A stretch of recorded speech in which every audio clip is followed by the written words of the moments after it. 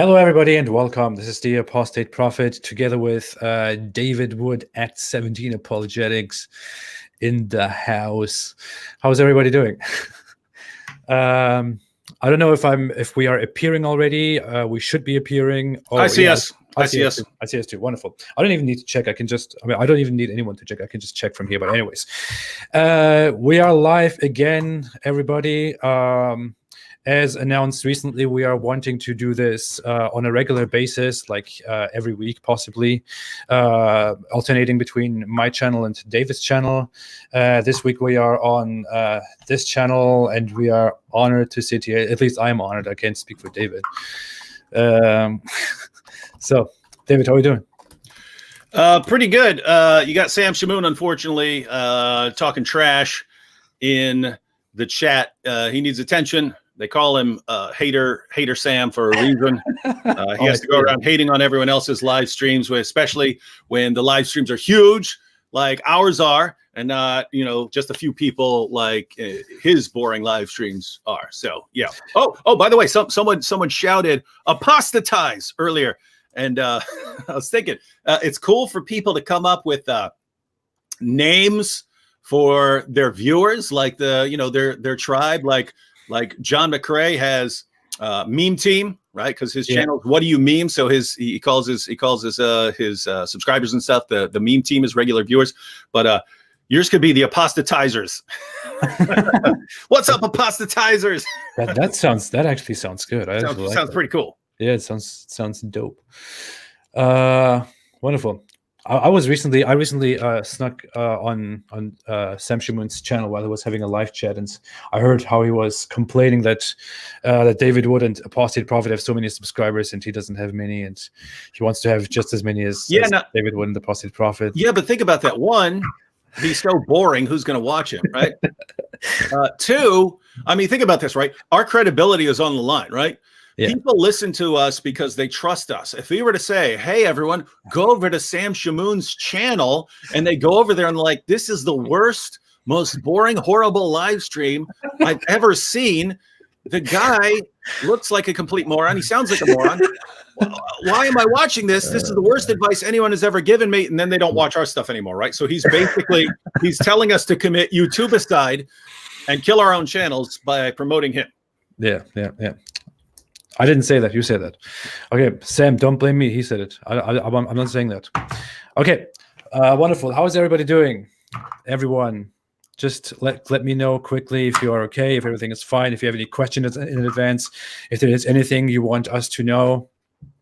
You know what I really want, what I dream of? I have this thing for a long time. We sit here and we have these live chats and we talk to people. People view us and they make comments, and I would love to actually to see everyone who is here. Like to communicate directly to everyone, to directly interact and see how they are doing, what they are doing, what they want to say. To hear everybody. I've been thinking so much recently about how amazing it would be to create a new world, a new generation of social media, not like Facebook, not like Twitter, not like YouTube, not like any of those. It should be a virtual reality place where influencers, educators, or just little unimportant people like me who have a story, where we go out and speak, share our opinions and speak to the public, do whatever we do here on YouTube. And then people actually have their own characters, are actually in this VR place, in this VR world, and actually join us and, join us in a big hall, in a big virtual room, and we can interact with each other. We did do something like that with our patrons, because Zoom allows you to have up to 100 people. So it's not good if you, it's not good if you have 549 people on there, but it would be cool. I don't know if there is something like that out there, but it would be cool if they're, That would be amazing. Yeah. So if anyone wants to develop something like that, if I had the funding, if I had the technology, I would love to do something like that. That would be my dream thing. I would then have fulfilled my my purpose, my mission in this world, and then I could go in peace. But if anyone wants to work toward that, please do that and save humanity. Make the flow of ideas, of information easy for all of us, so that everyone can share whatever is on their mind everywhere. That would be amazing. Anyways, just a Yep. thought. Yo. So we've got some stuff we already wanted to discuss, but I noticed a lot of people asking about Christian Prince versus Muhammad Hijab. I haven't watched it yet. It came out a few days ago where they had something where Christian Prince called him in. I haven't seen it because wrestling season started this week, and I have a couple kids who are doing wrestling, and one of my sons, who's 9th grade, he's a freshman. He was good enough to be on the varsity team, so he's on junior varsity and varsity. And he's wrestling up a weight class on varsity. So anyway, it's just insane. But anyway, everything started this week. So I haven't even posted videos in the last couple of days. But AP, I don't know if you watched that exchange yet, but I've seen a lot of people talking about it, a lot of people, not just here in the chat, but also on my own channel asking about it. So I haven't seen it yet, but what do you think about getting together in another couple of days? If you've watched it, then I could watch it too, and then we could discuss it. Or if you haven't watched it, we could both watch it and then discuss it. I'll probably try to get AP on. Christian Prince on sometime after that. But what do you think about that? Since it's dealing with Muhammad Hijab, which is kind of related to what we're discussing now, which is basically Muslim apologists who can be exceptionally nasty and insulting. Well, I tuned in because I have a history. I have a brief history with Muhammad Hijab as well, just like each and every one of us, and that's usually very, very dirty. By the way, Sam Shamoon said, "I'm scared since Muhammad Hijab is going to beat me. Save me, David." But yeah, I saw that. I saw that they were planning on making a debate. So I tried tuning in. I didn't really have much time. I saw that nothing was really happening. I left. Later, I looked again, and they were just kind of yelling over each other, as far as I had seen at some point.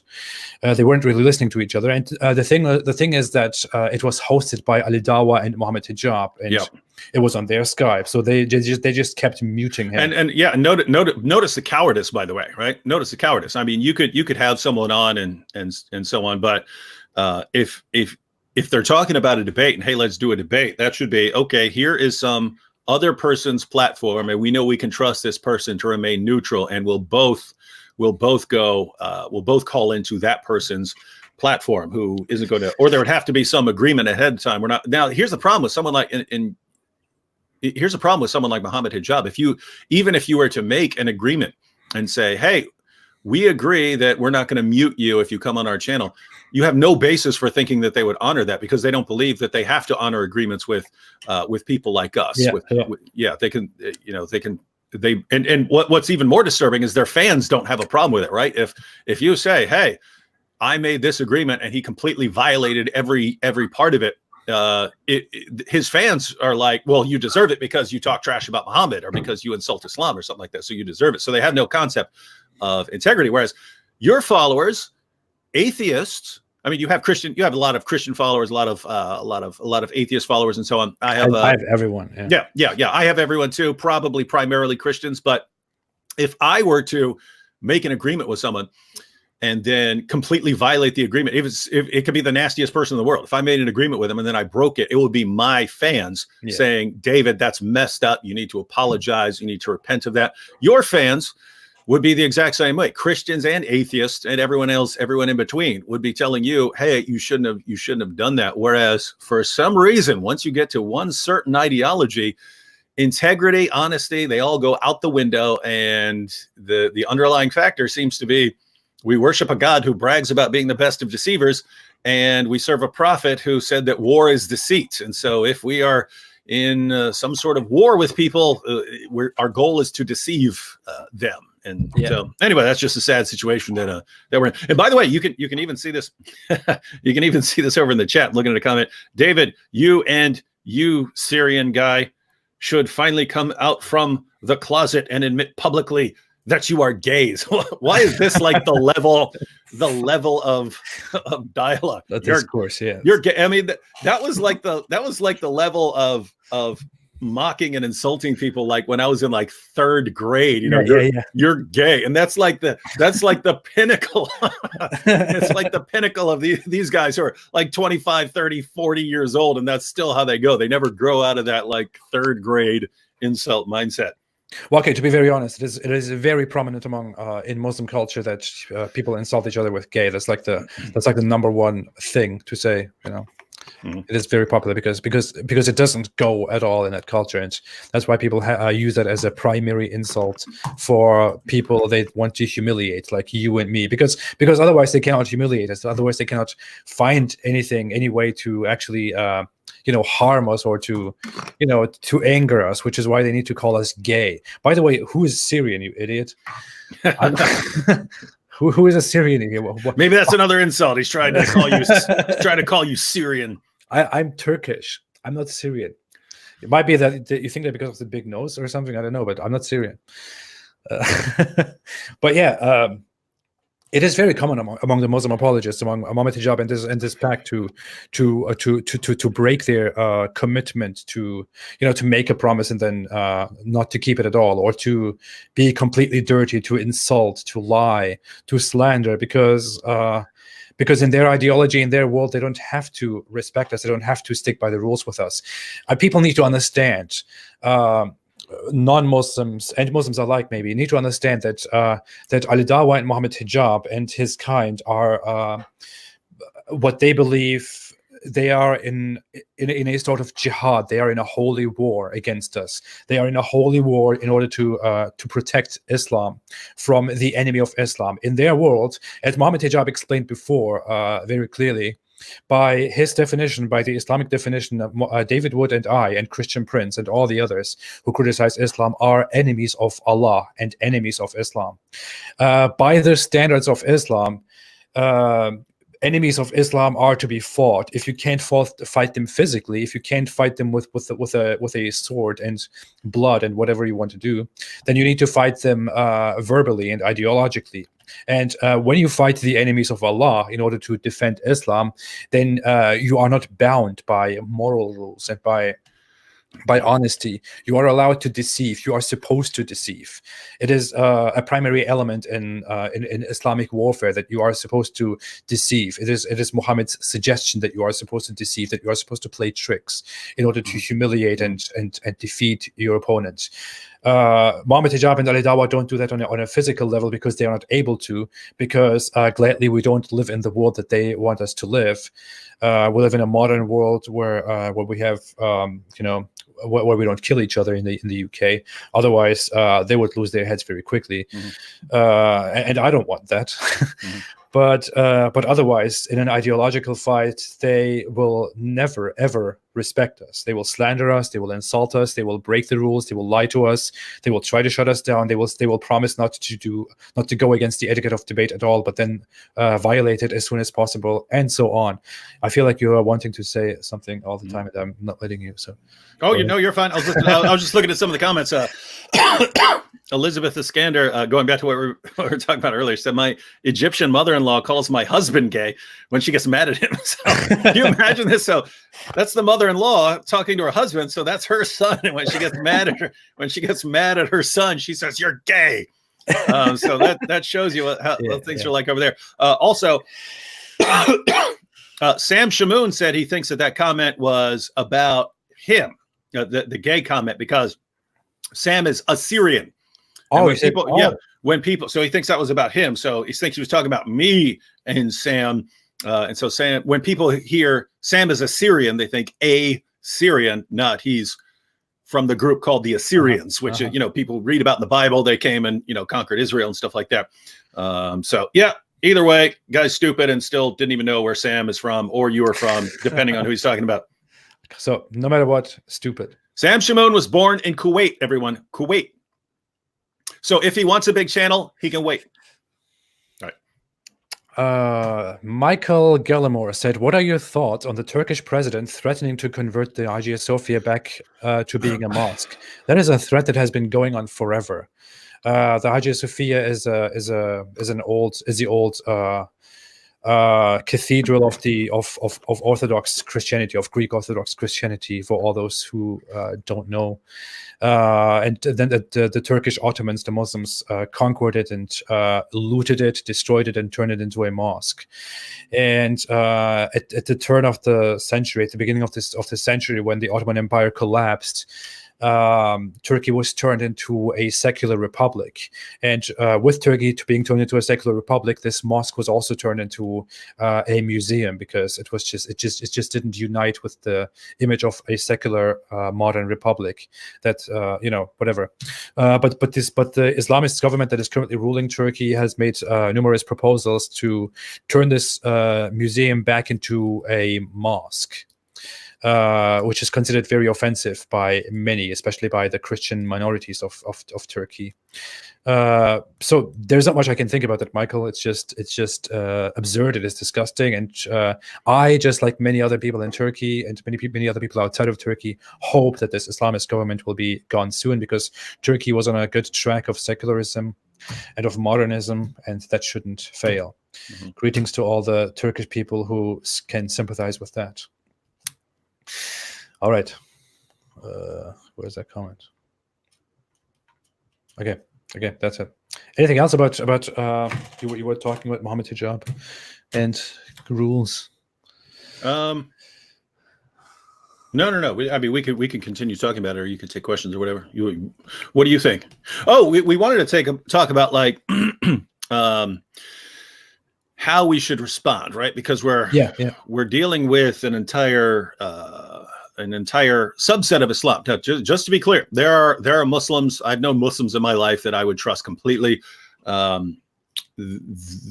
not all Muslims are like that, right? And some seem to base their views a lot more on their belief in a God who brags about being the best of deceivers, and on a prophet who says that war is deceit. If you remember, you find this in the Muslim sources. They wanted to kill a guy named Ka'b al-Ashraf, and they had to lie and pretend that they were interested in something else in order to get access to him, in order to kill him. So you see how this plays out.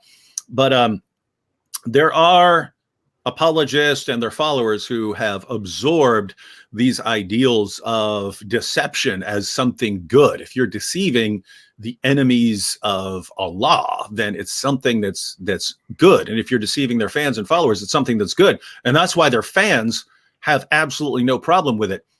But what's amazing is if you bring this up with them and say, hey, why do you guys believe in deception? No, we only believe in complete honesty and integrity. So they live these kind of double lives where they say, no, we don't believe in that, but they clearly do. Their actions show that they do. So even if they never admit it, they clearly believe it. And so them saying they don't believe it is just more deception. So the question is, if you have people who will gladly lie about you, make things up about you, slander, libel, all to somehow either to discredit you or to upset you, right? Those seem to be the two goals, right? If you can make something up about someone and get it to stick, then you have maybe reduced their credibility in the eyes of many people. And just so you know, that seems to be the goal in Islam, right? When we address a position, our goal is to refute an argument or to refute a claim. In Islamic apologetics, the goal seems to be to discredit the other person so that people don't listen to them, right? They're not trying to refute the argument or to show that it's a bad argument. They're trying to show that you shouldn't listen to the person and therefore ignore his argument, which is kind of ridiculous because the argument can be put down on a piece of paper regardless of who's saying it. And so the argument doesn't, whatever insults you're hurling at the person, the argument is sort of independent in that sense. So on the one hand, they do it to discredit a person. Oh, don't listen to him. He's gay. Well, his argument isn't gay. Right? I mean, he's got an argument. Then so what's the point of that? But it's this mindset where everything is based on authority, right? Who is saying it? If Zakir Naik is saying it, it doesn't matter how stupid it is. It's Zakir Naik saying it, so it's good, right? So that's the mindset. And so, but if someone else if some Christian is saying you can't trust him because he's a Christian, you can't trust him because he's a Jew. I get every single day, Jew. You're being paid by Jews, right? I'm giving arguments, and the response is you're being paid by Jews. Well, even if I were, which I'm not. The argument's not getting paid by Jews, so why can't you refute? Why can't you refute the argument or the point I'm making? So, it's just a sort of subculture where arguments are irrelevant. It all comes down to whether you should be listening to the person. If it's a person you like and you respect him, then you listen to anything he says, no matter how stupid and idiotic it is. And if you don't like the person, then you don't listen to anything he says, even if what he says is 100% absolutely true. And even if he's quoting your sources and your prophet, you still don't listen to what he's saying. So that's the one hand. And the other hand is they'll insult people to upset them, right? To try and distract them, right? So if AP is cranking out videos and I'm cranking out videos and we're blasting away at Muhammad, it's part of the goal, not just of Muslim apologists, but of people in the chat and so on, to try to distract us, right? Yeah. To come at us to try and get us go. Instead of blasting away at Muhammad here, I need to go focus on these guys and start blasting away at them. So and then just to upset us in general and get us off our square and things like that. So those are a couple of the goals. So yeah, well, probably ask one. Like to hear your thoughts on this, AP, because I don't think there's not necessarily any one right answer. There could be a lot of answers on different ways of responding that are going to appeal to different people here. The thing is, as you were speaking, I just saw someone in the comment section. I lost the comment. It was from a Muslim that said something like, "Don't be a hypocrite, David. Your entire ministry is about mockery." But the point here is, it is true. David Wood employs a lot of mockery of a religion and of its main characters, and so do I. You know, I make mockery from the beginning to the end all the time. It started with mockery. It will never. The mockery will never end. It will always be there. As long as I make videos, as long as I talk in public about Islam, or I write about Islam, I will always poke fun at. I mean, I will always make fun of Muhammad, of the teachings of the Quran, of Allah, and so on. But that is not the point. You know, mockery is okay. David or I wouldn't have any problem with Muhammad Hijab or Ali Dawa Grande or all those other people mocking us. You know, we wouldn't have a problem with that if that mockery was attached to some content. To some content, to some proper refutation, to some proper intellectual deconstruction, to analysis, you know, to something valuable. Yeah. That. Instead, it's all basically on the same level as you're gay, right? Yeah. That's their mentality. And so just so everyone understands, right? I made a series called Islamicize Me. We're still making a series called Muhammad's Boom Boom Room.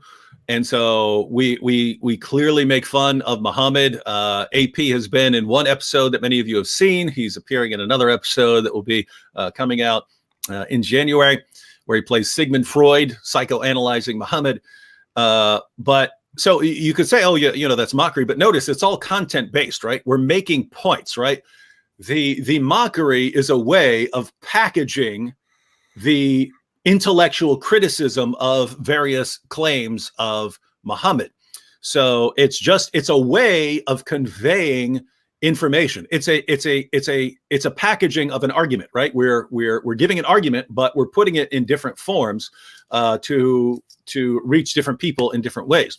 Where do you just, you know, oh, hey, that apologist is gay, right? Where do you see us like on that level, or where do you see us doing that? Well, yeah. So anyway, that's the situation here. The issue is also we are the object of our mockery is different. You know, we are obviously mocking the religion. We are mocking its central figures, the ancient figures that belong to that religion, or the God that belongs to that religion, or the teachings that belong to the religion. We are not going out and insulting or mocking these Muslim apologists. That's not what we do. That's not what we focus on.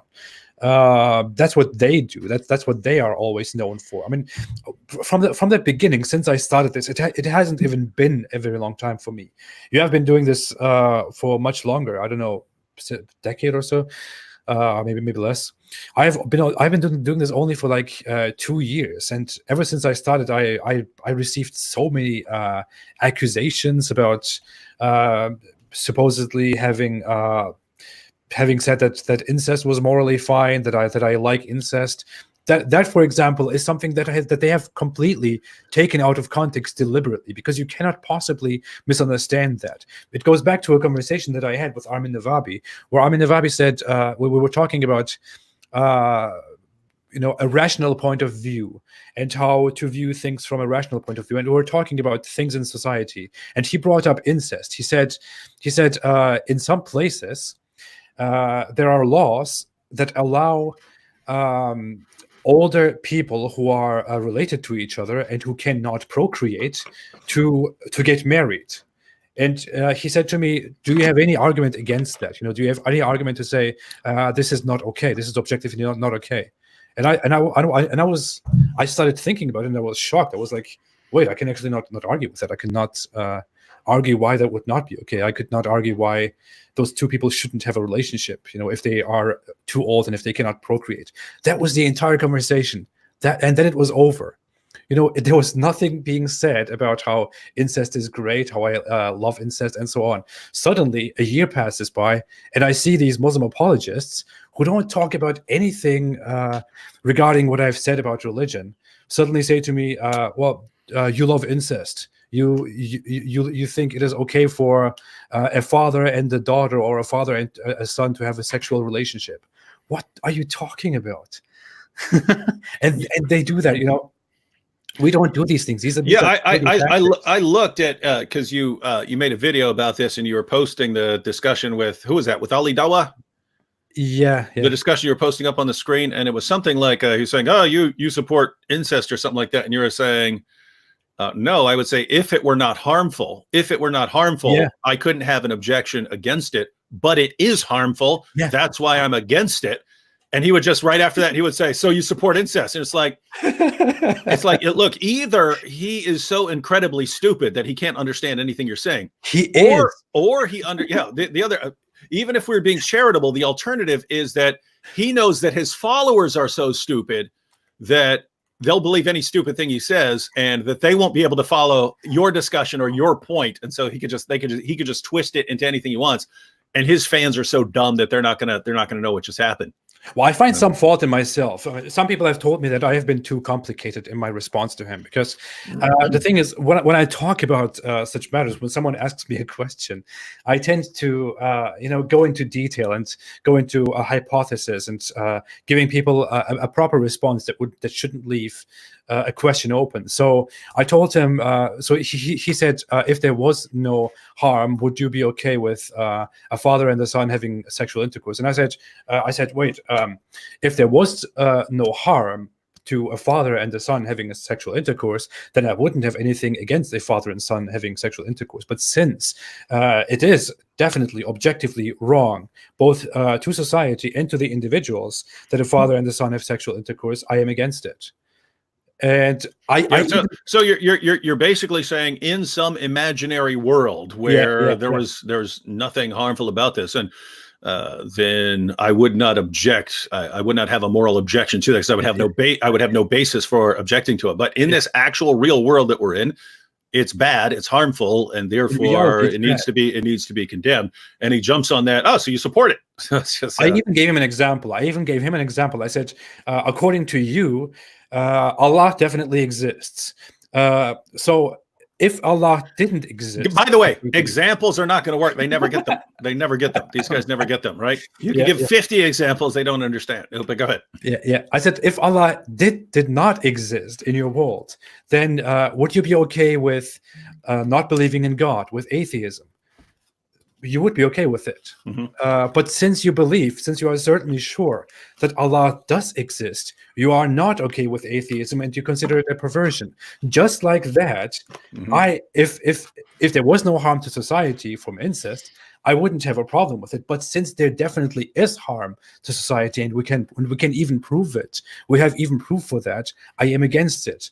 And what did he do? Oh, so you support incest. Look, everybody, Apostate Prophet supports incest. Don't listen to him. Dump all his arguments. Don't listen to any of his videos. Now, notice, I immediately understood your analogy, right? So, guys, you understand how analogies work? You say, okay, you don't understand how this is related to this. Therefore, let me give you this other thing that you should understand from your perspective.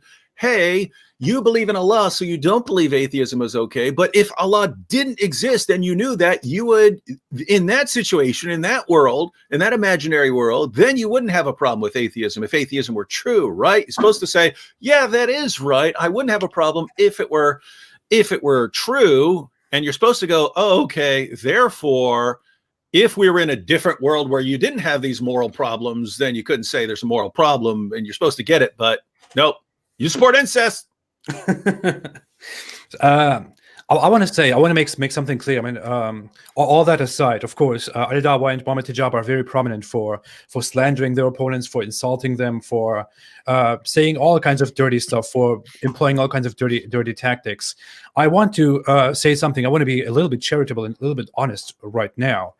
I would definitely use every opportunity to bash and destroy Islam whenever possible, whenever I have the opportunity to say something legitimate against Islam and about Islam. Mm-hmm. But I want to be very clear.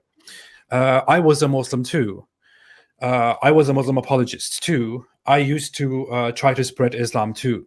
As a Muslim, I would have never ever used the words that Mohammed Hijab has so far used online against his opponents. I would have never used the words that Mohammed Hijab used against me.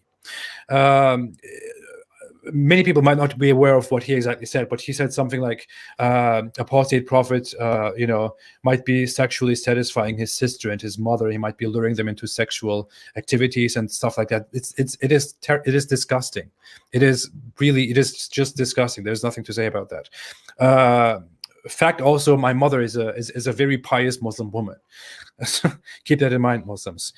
I would say many Muslims wouldn't say stuff like that. I would have never said stuff like that because I would have considered that immoral, disgusting, a sin, and so on. I have to say that Ali Dawah and Mohammed Hijab are among Muslim apologists by far the worst, the morally worst, the humanly worst people that represent Islam. Islam doesn't have a very great reputation. Islam doesn't have a very great image. The online Muslim community, Muslim apologists, don't have a very great image. Islam is known for being angry, for reacting with anger to any form of disagreement, and so on. So to harm that reputation, that's very terrible, that very destroyed dark reputation even further is not a great idea. So my advice to Muslims would be to distance themselves from the language and the tactics and the personality that Mohammed Hijab and Ali Dawah introduced to Islamic apologetics and to the interfaith discourse altogether, because it really doesn't make them look great. People see it from the outside and they think, "Wow, Islam is terrible." If these people represent Islam, Islam is disgusting. I want to comment on that as well. I did want to address a comment real quick. Someone had an interesting idea.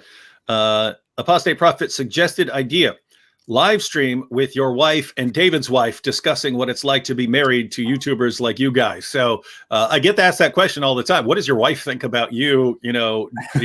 Making fun of jihadis on a daily basis. What does she think of that and stuff? So your wife would be in the same situation. So maybe sometime in the future, we can either have them, they could do something together, or we could all just jump on. And I don't know if she wants to actually appear in the video, but it'd be a possibility. Now on the issue of Muhammad Hijab, you're mentioning that hey, it's kind of in the best interest of Muslims probably not to support these guys, but I'm looking at it from the reverse perspective of, isn't it awesome that these guys are rising in popularity? It right? is awesome. It's phenomenal. I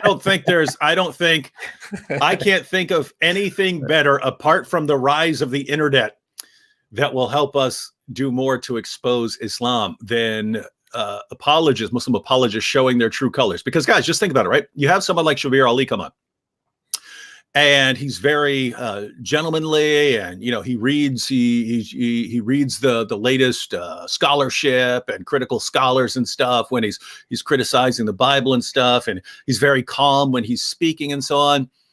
And he gets on there and he can communicate effectively and very, I disagree with his points. And I think that a lot of his conclusions don't follow and stuff, but he comes across as being very, logical and so on. He can make things sound good, but really, I mean, if you read the Muslim sources, is that the guy you would think is a good representative of the true spirit of Islam? No, I wouldn't. Right. So it would years ago, I was just thinking, wouldn't it be great if and back then I was thinking of people like Nadir Ahmed, because he was the guy who was like really, really like nasty and just saying ridiculous things and boasting and thumping his chest and stuff like that. As opposed to someone like Shabir Ali or Jamal Badawi, who weren't. They were polite and so on. And so I was just thinking, wow, someone like Nadir represents the spirit of Islam, reflects the spirit of Islam far more than someone like Shabir Ali or Jamal Badawi or something. And then you could take people like Zakir Naik and Ahmed Deedat and put them kind of in between. But then you have the people like Nadir Ahmed, which the new generation of those would be, Yahya Snow. There's a channel called something Muslim by Choice. Those guys, as far as I know, don't even show their faces. Ijaz Ahmed. And now, of course, more recently, Muhammad Hijab and Ali Dawa. But these are guys who do not care about honesty, do not care about integrity. All they care about is whoever's thumping his chest. They don't care about lying. They will flat out lie, even to their own people. They just don't care. They don't care if they're being honest, and their fans don't accuse. And you're sitting back looking at this and going, well, who is a better reflection of true Islam? And I would say these guys are, right? Not Shabir Ali, not Jamal Badawi. These guys are. But historically, they haven't been nearly as popular as the more gentlemanly Muslim apologists. But now, thanks to the internet, that's shifting. And all of a sudden, these guys are massively growing in popularity. And they're getting this sort of online mob supporting them. And so one of the coolest things in the history of forever will be if these guys become like the faces of Islamic apologetics, and we all get to sit back and go, you see what real Islam is, everyone? You see what now, those of you who are thinking rationally, do you see what these guys are doing? We give all these arguments and their response is, you support incest, right? And they can't understand points. All they do is insult and mock. They lie, they break their deals. They can't, they have no integrity on anything. And this is the face of Islam. Do you see this, guys? Do you see this? That would help us massively for people who are sincerely seeking the truth. That would help us massively to show people the heart of Islam. So that's why I think, guys, I really don't care when, if Muhammad Hijab, people are, it's a weird situation because, people like Hijab and Dawa, they're increasing in popularity, and a lot of people are going, I can't stand this, that these guys with all their nastiness are becoming more and more popular. And we're thinking, we don't want to deal with that. We'd rather deal with polite people. But you have to be thinking long term. Yeah. Who is going to reveal more about Islam? And it's these guys. So the more popular they become, if they get millions of subscribers, millions of followers, and millions of viewers, and then then their voice sort of drowns out, the polite Muslim apologists and so on, and to where these guys are the face of Islam. My goodness, they've just shown everyone what Islam is, and they've made our job so much easier. Yeah. So basically, Muhammad Hijab and Ali Dawa are destroying Islam for us. They're doing our job. They're doing an amazing job. I've seen so many people who are Muslims or who are former Muslims, who are familiar with the Muslim community, and who really think that they are that Muhammad Hijab is doing a terrible job at representing, trying to represent those Muslims who try to tell us that Islam was quite peaceful and quite tolerant and quite sweet and morally supreme and all that stuff. You see people going on Muhammad Hijab's posts and say stuff like, hey, could you please, tone it down a little bit. But then you also see the same people supporting him and pushing him further and further and further. And that guy is rising and showing to the world that Islam is just I can't even find the words for it. I don't know. Did I say disgusting? Did I say terrible? Did I say despicable? Did I say what you know exactly what I mean. So it is good. You're doing our job. Yeah. So yeah, the situation is there are lots of Muslims in the world, lots of Muslim speakers, lots of Muslim apologists, but even more so, just lots of Muslims that you would, meet in school or at work or something like that, who are who do have integrity and who you can trust in to keep their word and things like that. But it's because they're living much better lives than their prophet lived. You know what I mean? Yeah. Most Muslims around the world lived better lives than their prophet lived. And so it's just very common to say, it's very common. I'm sure you've got this a ton, AP. It's very common for me to say, look, here's something Muhammad did, and to get a response, but I have a Muslim friend and he's not like that. And that's the objection of many people when we present information. But I know a Muslim and he's not like that. I know a Muslim, he doesn't do that. Right. We understand that there are tons of Muslims who live far better lives than Muhammad lived. But that's good. That's good for us. That's good for society. But if you're trying to get to understanding Muhammad, that's not helpful in understanding Muhammad, because you get a warped view. You think, oh, this is what Islam promotes, and it's not. Whereas when you start getting some apologists who are absolutely diabolical, chest thumping, whoever yells the loudest and insults the loudest must be right. Ah, you're gay. You support incest, right? And that's all they do. That's much closer. That's much closer to what you find among Muhammad and his companions. So if they actually become, my goodness. So my point here, guys, is you should all be, if you're Christians, atheists, whatever, if you're concerned about Islam, you should be absolutely thrilled that people like Muhammad Hijab and Ali Dawa are becoming more and more popular. If I didn't want to, if I feel like I should secretly send money to their ministries. I'm not going to, because I'm like, no, then I'm supporting Dawah or something like that. But it's in my mind, like, gosh, how can we help these guys along? So all I can do is just say, guys, don't be upset by these guys becoming more popular. Let it happen. Let it happen. Let them grow. Let them expand. And then once they are the faces, then we crush their arguments, and the only people who will be left is a sort of mob of people who can't distinguish truth from fiction. Yep. Absolutely. Awesome. Well, I want to look at some of the comments and contributions here. Hindu Historian made a super chat before, said, sorry guys, you have to put up with this nonsense constantly. Thank you so much, Hindu Historian. Thank you for being here always. And yeah, that's what we are dealing with. It's from the very beginning, we knew that we will be dealing with all this dirt. So now we actually know Hindu Historian, because he did join us in the Patreon chat last time. So what you were mentioning about seeing people face to face and stuff, we did know some of these guys face to face. Yeah. Hindu Historian made another super chat, said, AP, read my message on Patreon. I will read it. I will look at it. Jenny Murtishan said, AP, are you familiar with Zarki cartoons? I watched them and I would love to see your reaction and commentary. Zaki? I don't know. I have no idea. Are these about Zakir Naik, maybe? I don't know. I have no idea. Probably Islamic cartoons. I don't know. I'll have a look. Thank you, Jenny, for the super chat. Thank you for the question. I'll have a look.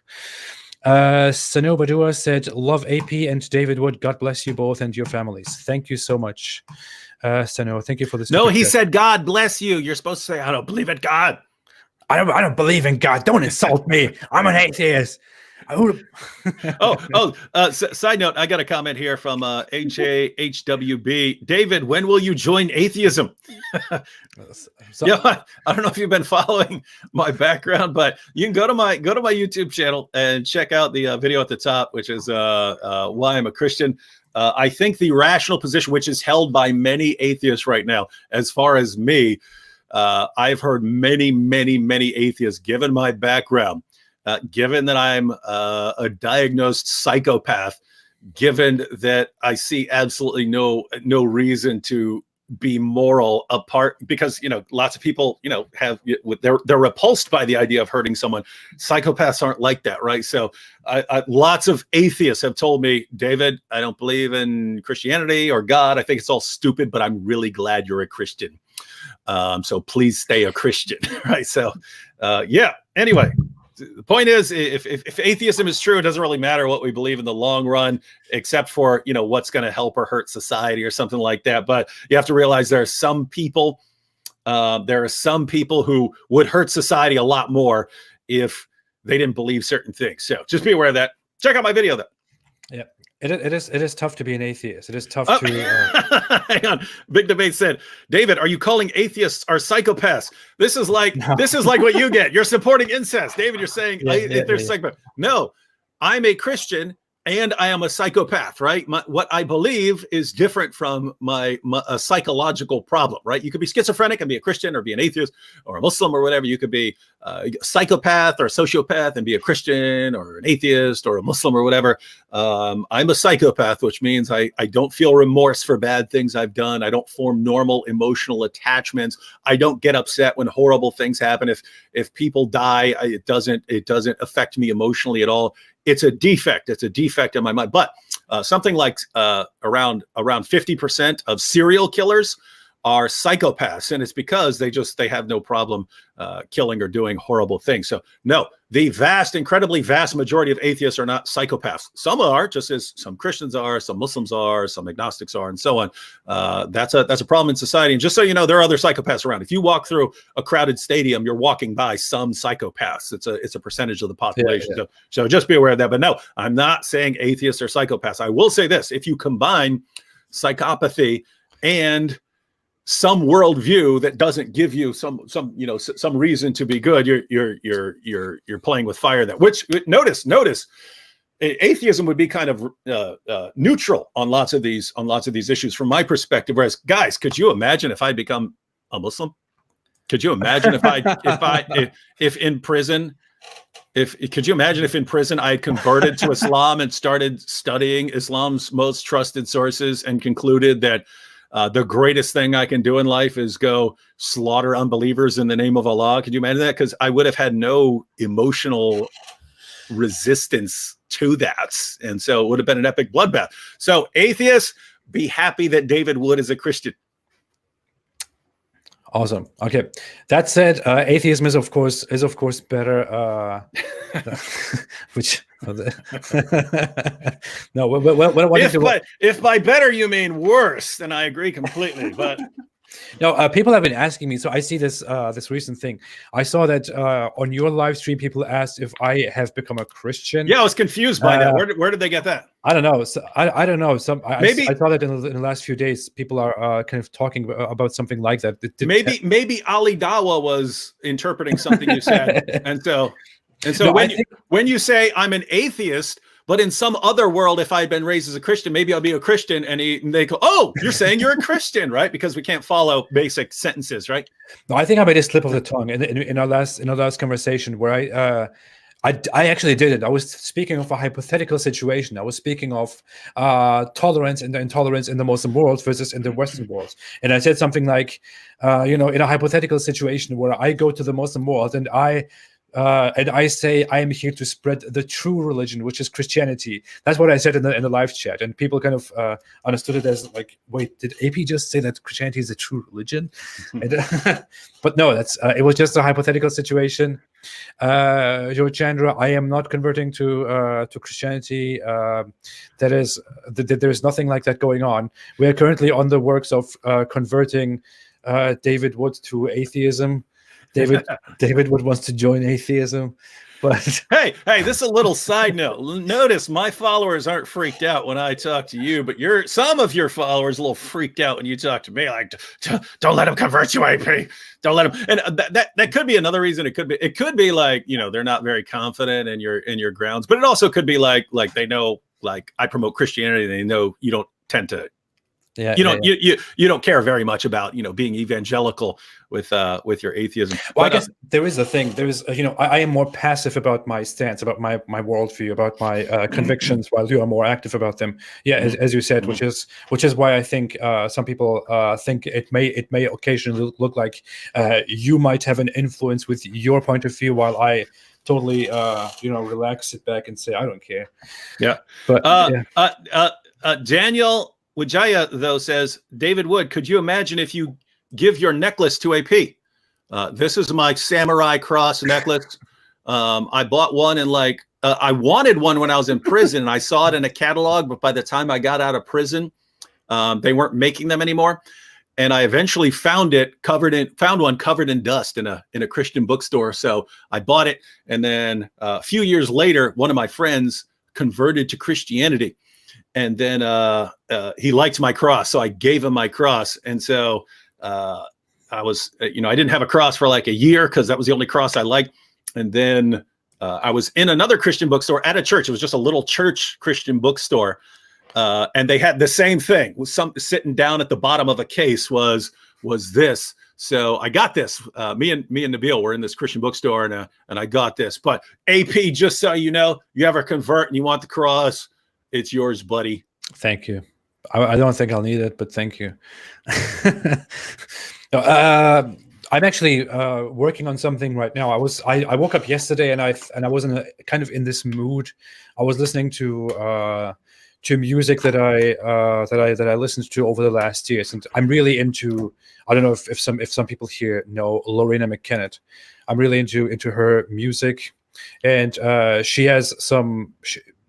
She herself is an atheist, so but she just sings world music, and she sings all kinds of music. And there's this one song which is Dante's Prayer, which is basically a Christian appeal to God, and I find it beautiful. I still listen to it sometimes, and I kind of sympathize with the belief in God, because it reminds me of how I used to believe in Allah.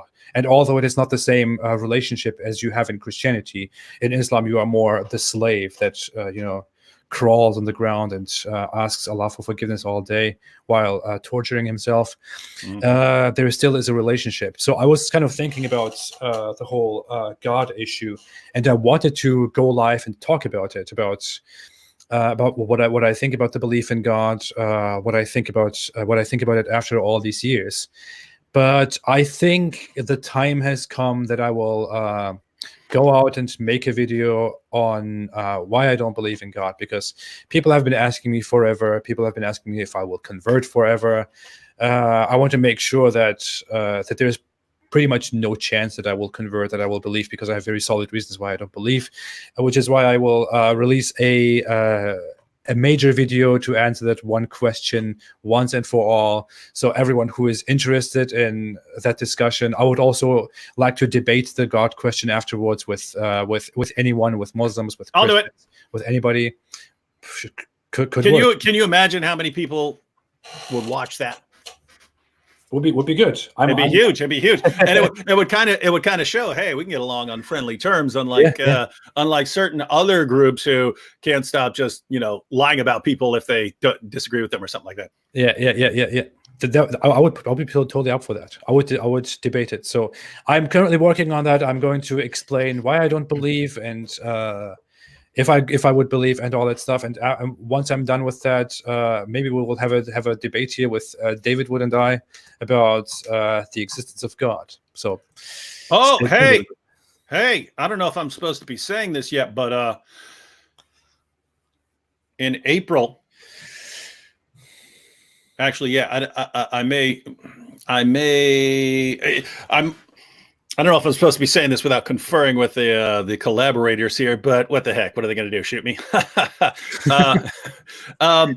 We were several of us were at an apologetics conference a few weeks ago, and we're like, why don't the apologetics conferences are made up of like speakers, guys who go around speaking and stuff. What if the YouTube guys got together and had an apologetics conference of like YouTubers who are coming along? So it's like me and John McRae and Vocab Malone and Mike Winger and we invited Bobby Conway and a few others, but we're like, hey, why don't we get together, have a conference? But when we were planning, we were like, you know what? We should probably also have a debate as part of the conference. We should also have a debate as part of the conference. So anyway, April, AP, if you would like to debate, and the reason is we're trying to make it more YouTube based, right? Like instead of, we're trying to get the YouTube crowd, but to actually like get together in person for stuff. Because then you get to interact personally with sort of what you were just talking about. It's cool if we can actually see people and interact with them and stuff. So the idea is we actually go to places and then, meet each other and hang out and stuff like that, have a conference, but then hang out afterwards and like that. So anyway, that's the idea. But if you did want to do a debate at some time, and end of April looks good, we are planning on hosting a debate. We're looking for a YouTuber, and we're thinking one of the YouTube atheist channels and stuff like that to do that. But I happen to like you a lot more, so if you wanted it, that's okay. if not, or you want to, at some point in the future, that's all good too. It is an interesting proposal. I would definitely consider it. I don't know in what shape and form and mood I will be. I was very much reserved this entire year. I was very much in the background, didn't go live, didn't go, didn't do all the big things because, many people who have been following me have know exactly why. But I'm more and more coming out now. I want to debate these issues as well. So it could actually be done. I don't want you Christians to gang up on me, but I would definitely consider a debate. That would be nice, actually. Here's a comment. If David converted to Islam, he would be treated like a god by Muslims. Sam Shamoon and I were actually talking one day. We were saying, you know what? If we ever become atheists and we don't really care what we believe and it doesn't matter anymore, and we just want to get as much pleasure out of life as we can before we die, we'll pretend that we converted to Islam. We'll pretend that we converted to Islam so that we would be heroes and, have money showered upon us by all the people who treat us like heroes and stuff. And we'll do that. So if you ever see me or Sam Shamoon converting to Islam, it's because we actually became atheists for some reason, and we're trying we were trying to get rich somehow. That is awesome. All right, what was I going to say? I was going to talk about the whole debate. We talked about Nadir Ahmed. We talked about debates. For those who haven't heard, I'm going to have a debate with Nadir Ahmed very soon on December the 22nd. David just talked about how he didn't have great experiences with Nadir Ahmed. I didn't have any good experience with him. In our last confrontation, he said I was scared of him, and then I suddenly showed up and said, "Hey, who's scared of you?" And then I kind of yelled at him and all. But then after that, he apologized. He said I was disrespectful. I would like to have a more respectful discourse. Let's have a debate. So Nadir said that? Yeah. Just so you know, that Nadir Ahmed is the guy who comes on and he says, David Wood has disabled children because he's cursed by Allah. Nabil Qureshi died of cancer because he's cursed by Allah. But he doesn't just say that about Christians, which would be understandable. He says it about even Muslims. He says, now I don't even know if this is true, but he said that Shabir Ali was cursed by Allah with a blind son because he accepts that Jesus was nailed to a cross. Shabir doesn't believe that Jesus died on the cross. He believes that Jesus was nailed to a cross. And so that's why Allah cursed Shabir Ali with a blind son. Now, my view is usually, I don't know why God does most of what God does. I don't have the intellectual capabilities of understanding the things that God understands, but I would have an issue of consistency, namely that if you can just point to, look, this guy had it really bad, or that he had this trouble in his life, therefore cursed by God. My goodness, would you look at the life of Muhammad? Would you look at what happened to Muhammad's children? Look at what happened to every last one of Muhammad's children. Look what happened to them. Look at his agonizing life for the last 3 years, when he got to the point where he had to walk around between two of his followers carrying him. He couldn't walk, so his feet would just be dangling on the ground behind him like Weekend at Bernie's. And Aisha said, of all the things that Aisha saw in her life, right, all the battles and death and bloodshed and stonings and everything else she saw in her life, she said that she never saw anyone go through more pain and agony than Muhammad did. So this is Muhammad. If you want, so the point is, if you want to point to anyone and say, wow, that person is clearly cursed by God, even according to the Muslim community itself, even according to the mother of the faithful, Aisha, Muhammad had it worse than anyone she had ever seen in terms of pain and agony. So you should say that. But anyway, I'll tell you about Nadir. He says horrible things like that. And so he's going to come up with some way of saying you're cursed. And And at the same time, he's going to be on stage. He's going to be thumping his chest going, everyone is running from me. Everyone is terrified of me because they're terrified of my arguments. When in reality, Nadir, he comes out of nowhere every probably 5, 6, 7 years. He starts running his mouth. We get sick of it. We all debate him. We crush him. He's embarrassed, and then we don't hear from him for another several years. And then he shows up again. Well, you're caught right in this period where all of a sudden he's showing up again, thumping his chest. And so he was talking about me. I heard that he was saying everywhere that he wants to debate Apostate Prophet, but Apostate Prophet keeps running from him. And I was like, wait, who's not there? That's the thing. He'll say all these people are running from him when it's either the vast majority of people have never heard of him because he's completely insignificant. He has no following anymore. The reason he has no following anymore is because he's been so utterly humiliated.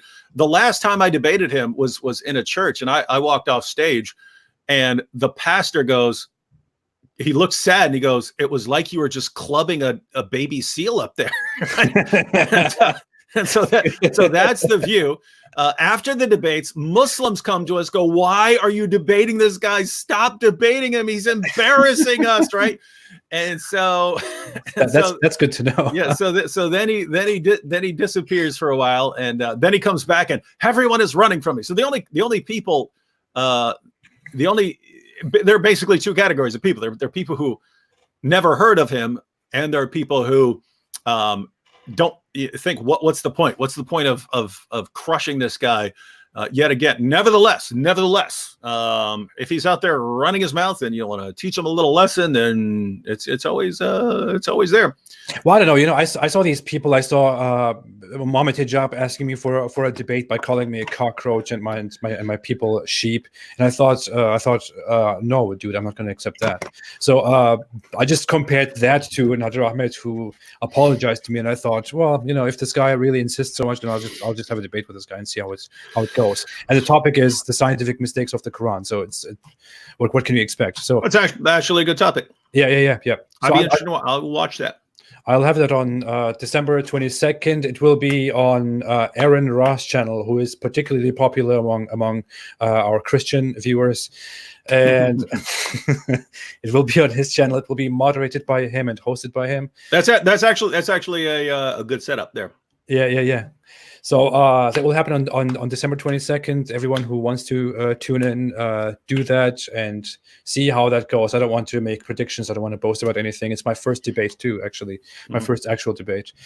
See how it goes. Maybe I'll be totally destroyed and humiliated, and then I will delete the channel and everything. I don't know. We'll see. That's what they think. Whereas, put it this way, the only way for someone like Nadir Ahmed or Ali Dawa or Mohammed Hijab, something like that, the only way they're going to score points in a debate is if they're just heaping abuse on you, and this gets the crowd revved up because the viewers revved up because they're happy that they're insulting this guy who insulted Muhammad, or if they're just making things up, right? They're just making up all sorts of nonsense, which it's always short-term gain, long-term loss, right? Like someone like Nadir could come in there and say, and it's a miracle that the scientific miracles of the Quran, and this was just affirmed by NASA. He could just make stuff up if he wanted to, right?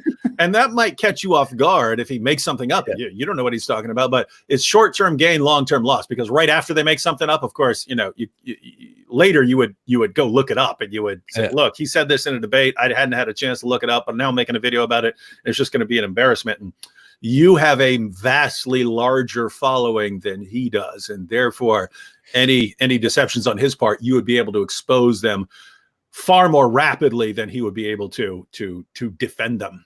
Definitely. That's good. Okay, I want to go into answering some comments from our viewers, all the super chats. If people still want to make super chats, I would love to respond to them, to never ignore them. By the way, all those who missed it, we are planning on doing this every week. On my channel 1 week, on David's channel the other week. So this is how we're currently planning on doing this, because we both like having these conversations. People like it, so it's very nice, very entertaining. So whenever you missed it, you can tune in next Friday around the same time, 8 p.m. Eastern time, and you can find us here most likely. I will not say always, but most likely. Oh, hey, quick comment before I lose it here. Yeah. Someone says, I was a smart Malay Muslim until 3 days ago. Christian Prince versus hijab and Ali Dawa 3 days ago turned me into a murtad. Now I am smart, religionless Malay day 3. So this person has been has lost his confidence in Islam over the past 3 days because of watching that exchange between Christian Prince and Muhammad Hijab and Ali Dawa. So maybe we do need to check it out and then do some comments on it and maybe get Christian Prince on to discuss it. Yeah. Okay. That said, I will look into some super chats first that I have here lined up. I cannot bring them on the screen because I can only see them in the studio, and I can't do that there. Let me see. Crusader General said the filthy prophet Muhomo was the original member of the LGBTQ community. Well, yeah, let's not do that. But thank you for the super chat and thank you for the contribution. If you ever wanted to point out something along those lines, there are you don't need to make stuff up about Muhammad. You can always just the information that we know is damaging enough. So if you want to point out, that he had sex with a 9-year-old girl, that he took the wife of his own adopted son after causing the divorce, that he would have sex with 9 to 11 women and girls in the same night, not counting his sex slaves, that he would get in trouble for having sex with his sex slave and then make an oath and then break his oath, that he sucked on the tongues of little boys. That's pretty gross. So anyway, there's plenty of stuff you can point out just like that. There is enough about Islam if you want to. We have so much dirt on Islam, you can never get through it. So really, just do that. DNA 250C said, stay strong, AP. We need you, man. Thank you so much, DNA 250C. And thank you for the super chat. I appreciate it. Thank you for your support. Thank you for your mental support, for everything. Kos Giludo said, hey guys, will you ever tackle Satanism? PBOY. No, I don't think. No. The thing about Satanism is that many people don't know about Satanism is that Satanism is not actually a serious thing. In the most prominent form of Satanism, people don't actually pray to Satan or don't do anything like that. It is just a movement of provocation. Satanists are usually people who just set up a place of Satan in order to provoke Christianity or provoke Christians, or to say, hey, we have a place of worship too, and we don't want to pay taxes and stuff like that. So there isn't really much to tackle about that, unless, of course, you as a Christian, David, you might want to.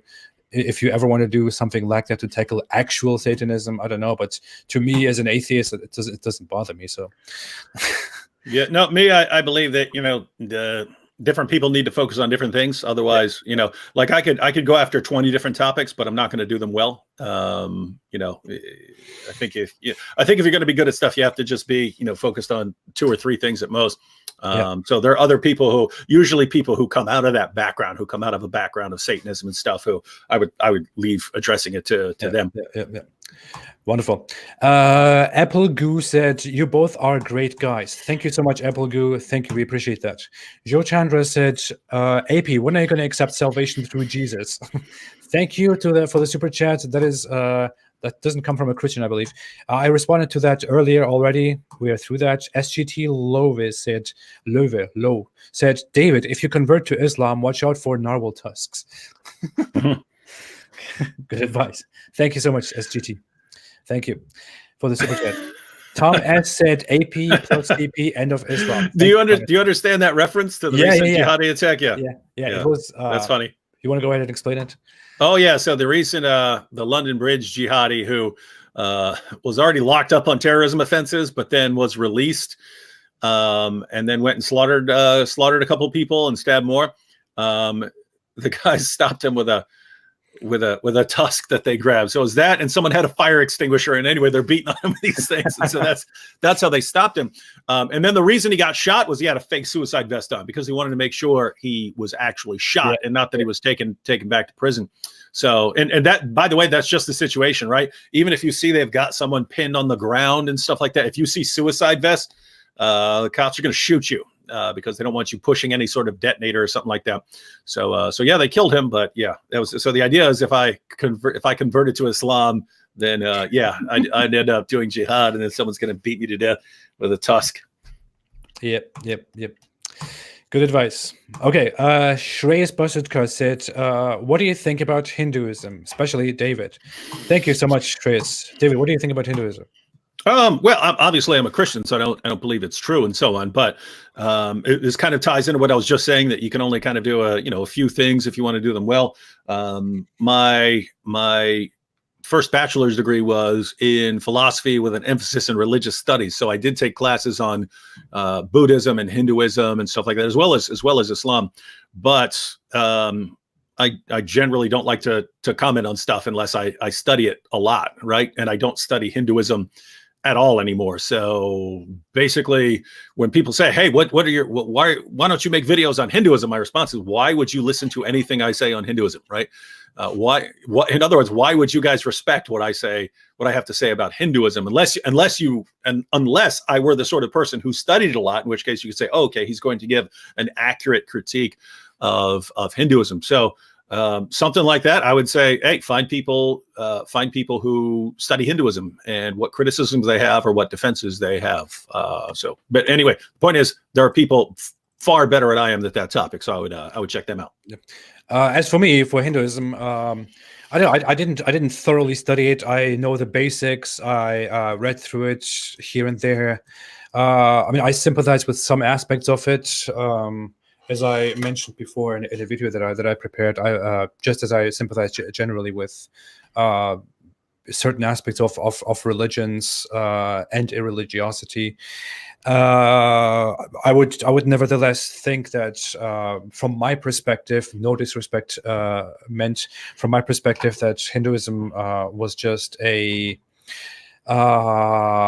historical answer, an attempt to answer the questions of the universe, the questions of humans. That's that humans couldn't find proper answers to. And I would say, just like many cultures went through different beliefs, different mythologies, different religions, that's also how Hinduism came forth. I'm not impressed by it, but I respect it.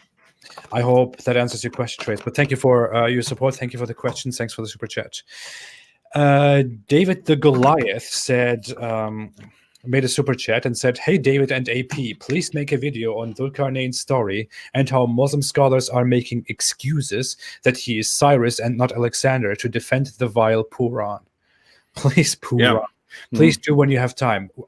Did you make a video about that, David? Ever? I made several videos pointing out the problem with Surah 18, verse 86 of the Quran, which, for anyone who isn't familiar with that, that's the passage that says that Dhul-Qarnayn, usually identified as Alexander the Great, traveled so far west, he found the place where the sun sets. Now, one of the problems, so you have the obvious scientific problems with that passage. The problem that it says that there is a place where the sun sets. 2, it says that you can actually reach this place. 3, it says that there are people who live there. 4, if the implication would be that the sun is much smaller than the earth. So there are multiple scientific problems with this passage. But one additional, and by the way, the normal response being that, no, he just saw a reflection of some body of water, and it just meant that he saw the sun reflecting off a pool of water. The problem there is that Muhammad in Sunan Abu Dawud, when he wasn't talking about Dhul-Qarnayn at all, just asked one of his followers, hey, do you know where the sun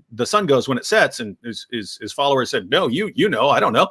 You're the prophet here. And he says, it goes down into a pool. So Muhammad not talking about what some person saw or some person seeing a reflection, just telling his follower where the sun goes when it sets, said that it goes down into a pool of water. So that's all the scientific problem. But one additional problem there is that Dhul-Qarnayn is presented as a Muslim, right?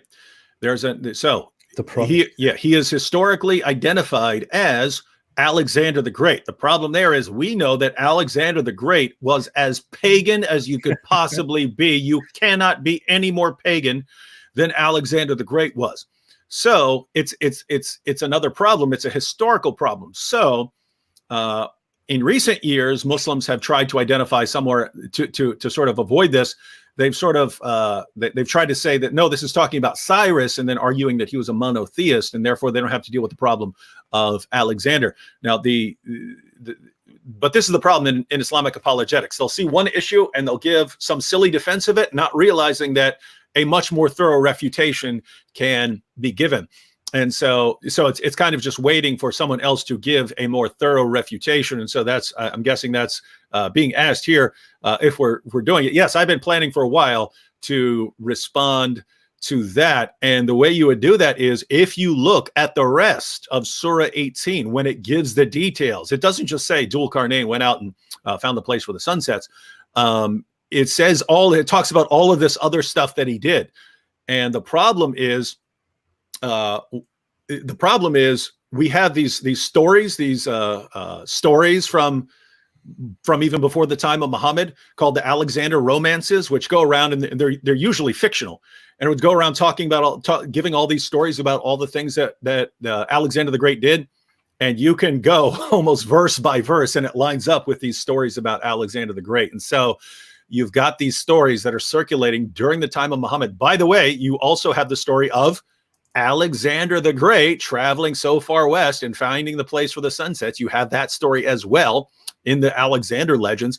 But when you combine that with everything else it says about Alexander, and you know exactly who this is talking about. This is Muhammad hearing these legends told orally, because people told stories. You had travelers and they would come from different places and they would all share their stories. And Muhammad sat around and Muhammad just could not tell the difference between accurate history and just some ridiculous story. So he would hear this and he would pass it on as part of the Quran. And the problem is some of this is absolute nonsense. And so one, we know that this is Alexander the Great that the Quran is referring to. Two, we know that most of this is complete fabrication and legend. And so if you know that, then you have complete fabrications and legend in the Quran, which means one of two things. Either your God, Muslims, can't tell the difference between fact and fiction, or two, your prophet can't tell the difference between fact and fiction. And so you should be insulted that he is attributing that to God. Wonderful. You basically said everything that I could possibly say about it. I'm planning a video about these topics. I'm currently planning on, I don't know, I made a list of all the things that I'm going to do next. And there are going to be some videos about the end time major signs of Islam. And the Alexander the Great story is related to one of those stories. So I will definitely go into that as well. I will talk about it. But yeah, David said basically everything that I could possibly say about it.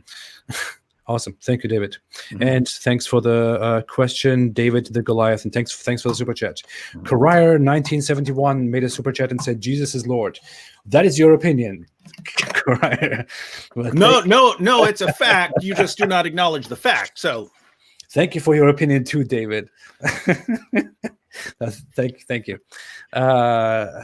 Elizabeth Askander said, I really want to see you two talking together more often. Love both your souls. Thank you so much, Elizabeth. I appreciate it. I really enjoy these conversations too. So thank you for being here. Thanks for the support. Yeah. In fact, we kind of always, we every time we kind of get off one of these discussions, we say, man, we should just make sure we get together every week to do this. One thing we also thought of, because it's cool to have the chat comments and so on, but it's also cool if someone but sometimes people give a comment where we could actually give a better response if we looked up our sources and stuff like that to kind of prepare a response. So we're thinking about kind of a mixture where our patrons over on Patreon, we can ask them, hey, any topics you'd like us to address in the upcoming live stream, go ahead and post them here, and then we can just take a screenshot of it and pull it up. But at the same time, we can respond to comments in the chat. So we sort of have a mixture of stuff we've kind of put together some sources on. It can maybe pull some sources up on the screen, stuff like that, but also more off the cuff chatting. Yeah. So dear patrons, we have such plans. Dear others who would like to join that, you can become patrons and can join in such conversations that would always be more accurate, in especially if you have complicated questions that we could answer. Favas MS says, why can't you debate Muslims face to face? Afraid? I don't know who he's talking to here. I've been in like 50 public. I've been in probably over 50 public debates with Muslims at colleges, universities, mosques, churches. So I don't know if you're directing that to me. If you're directing it towards AP, he's about to have a debate, and he just started. He hasn't been around that long. So, and I would say that I just thought it's so brave. Brace yourself. Yeah. And by the way, there's kind of a reason that I think this stuff is going to be.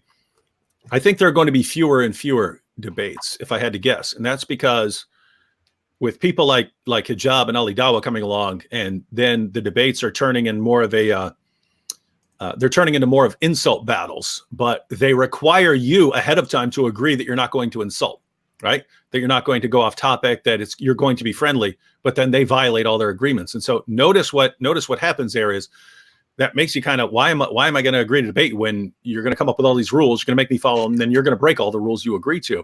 So that's the kind of sad situation there. And that's why I say, short-term gain, long-term loss, is that, when you have a situation like that, who wants to go and who wants to do a debate if it's actually just an insult fest? We don't want to do that. If you want to insult me, tell me you want to have a David Wood roast, and I'll sit there and you can all roast me. I don't care about that. But why are you calling it a debate?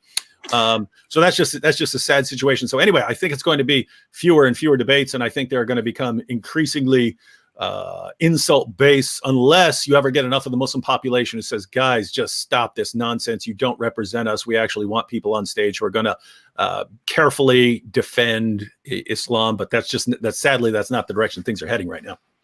I would honestly say, dear Muslim, if you want to ask me for debates, I couldn't care less about debates. I'm very serious with you. I really don't give a crap about debates. I don't think that way. I mean, I don't know why Muslims always think they're making a point when they say, "Oh, you don't want to debate Muslims. You don't want to debate Muslims."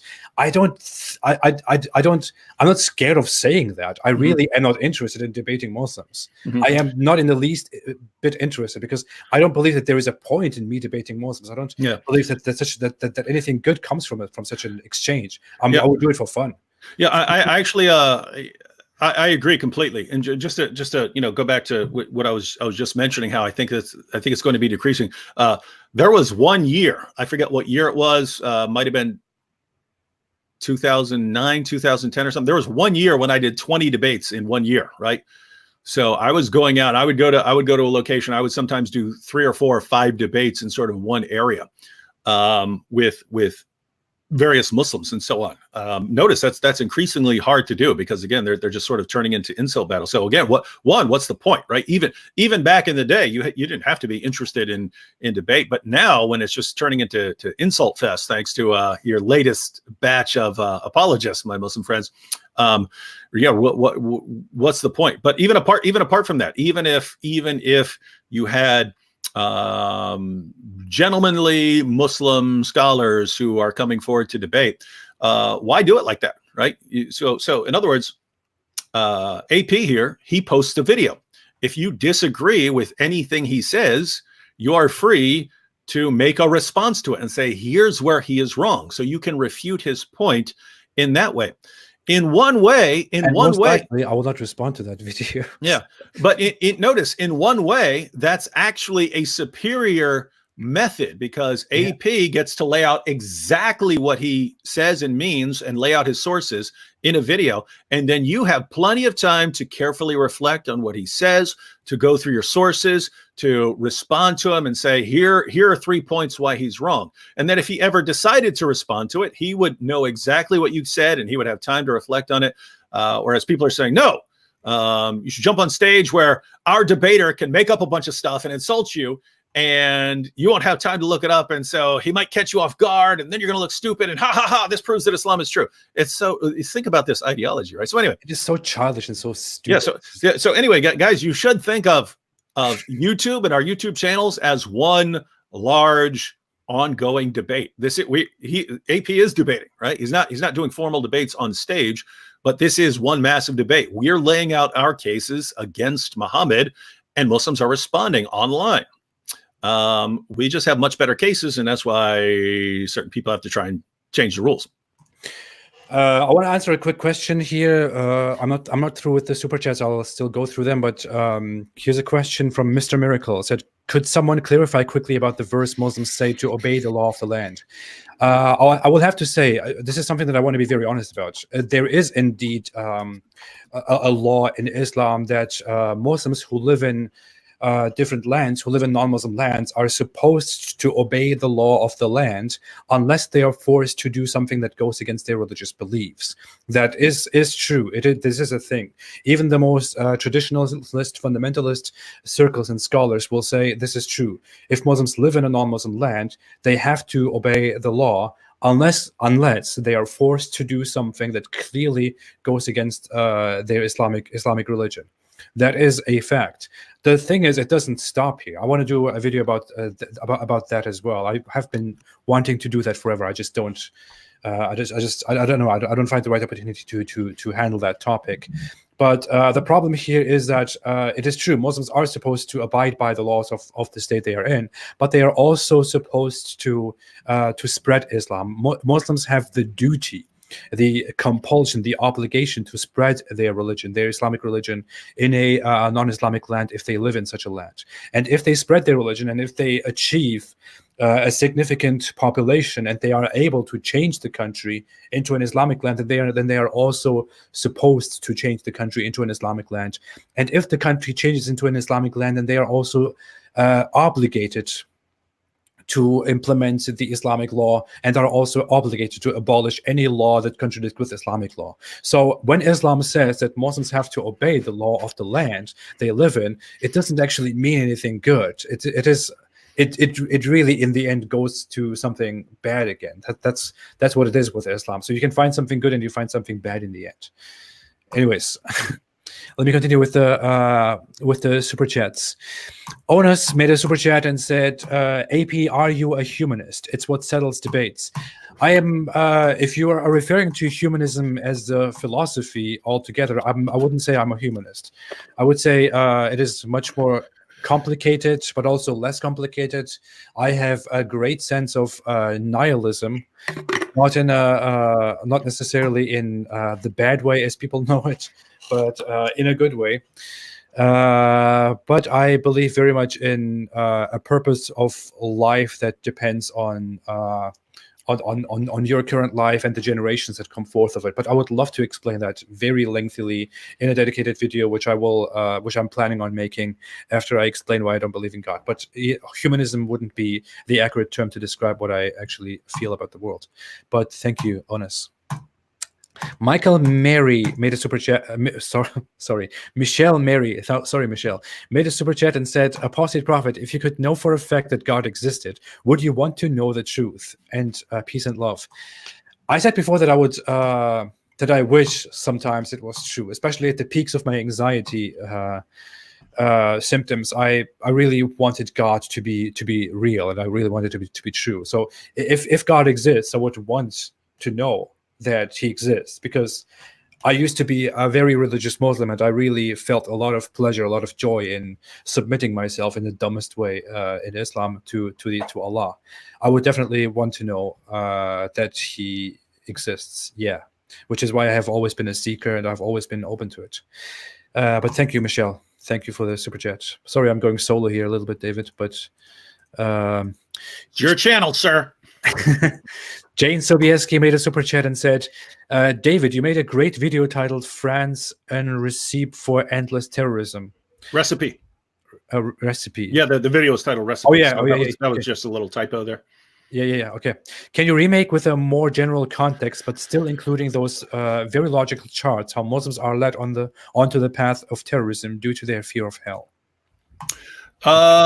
Yeah, so the idea here is basically after some of the string of terrorist attacks in France, if I recall correctly. That was several years ago, but you had these terrorist attacks in France, and it would say, but this Muslim who just carried out this attack isn't representing Islam, because this Muslim woman or this Muslim man used to go to clubs and stuff. And so don't take this as having something to do with Islam. And so what I pointed out was in the video, if I recall correctly, because I'm basing this on the description right here. The problem is if you're a Muslim and you start taking Islam seriously and you realize, hey, I've done a bunch of bad stuff in my life, and you don't know what Allah is going to do with you, and you don't know if your good deeds are going to outweigh your bad deeds. The only guarantee you have is dying for Allah in jihad, right? So far from going to the club showing that this person's beliefs have nothing to do with Islam, that person going to the club is used by the recruiters to say, hey, if you really want to make sure you have forgiveness of all this stuff you've done, you need to go die while slaughtering unbelievers in the name of Allah. So I think that's the gist. But the point there is sometimes we make points in the context of a very specific terrorist attack or something like that. And then even though the points that were made could apply to all sorts of situations, not everyone goes back to that video because it's specifically referring to the terrorist attack in France. So I think that the request is, hey, maybe make that same point, but in a general sense of general terrorist attacks in order to understand the attacks that are going on. But yeah, I'm sure one of these days there will be another terrorist attack where this will come up about this not. Yeah, we wish it didn't happen, but it does. Where it's going to come up. Oh, this person doesn't take Islam seriously, and so when he slaughtered unbelievers while shouting Allahu Akbar, you can't trust that he really meant it because 2 years early he was hanging out with prostitutes and snorting cocaine. Therefore, nothing to do with Islam. I'll probably make try and make something, but a little more general. Wonderful, great response, David Store. So I'm going to the comments right now. Hindu historian said, "You are all welcome to post your best polemic against Hinduism on my discussion page." So there you have it, everyone. If you have an objection to Hinduism, you can go to Hindu historian's channel page and discuss it there. Thank you, Hindu historian. I appreciate you, by the way. Benjamin White said, would either of you consider making a video about how many Old Testament laws Muhammad broke? That is a great idea, actually. That is a fantastic idea, Benjamin White. Thank you for that. David?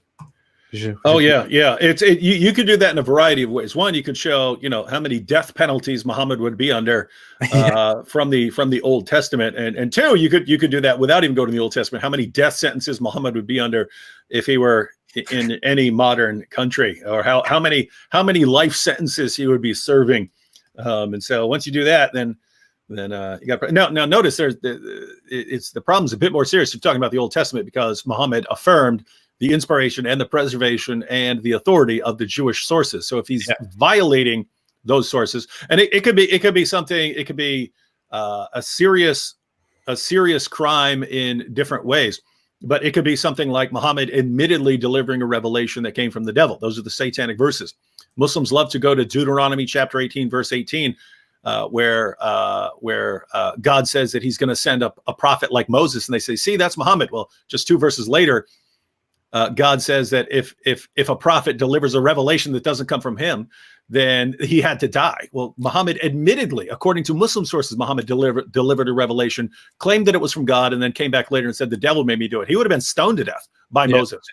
So you have issues like that, but then you have sort of more minor things where under the Jewish law, and Muslims tell you can't eat pork because it's in the Torah. Well, the same Torah in the same passage also says you can't eat rabbit or you can't eat camel.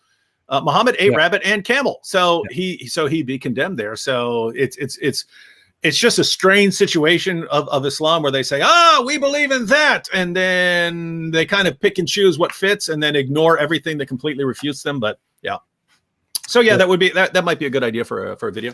Yeah, definitely. Thank you so much, Benjamin White, for suggesting that. Another verse made a super chat and said, how often do you think Muhammad would just burst out laughing in the middle of dictating the Quran? I bet he couldn't keep a straight face. It's a funny thought. I could actually imagine that. I could imagine Muhammad coming out. All right, everyone.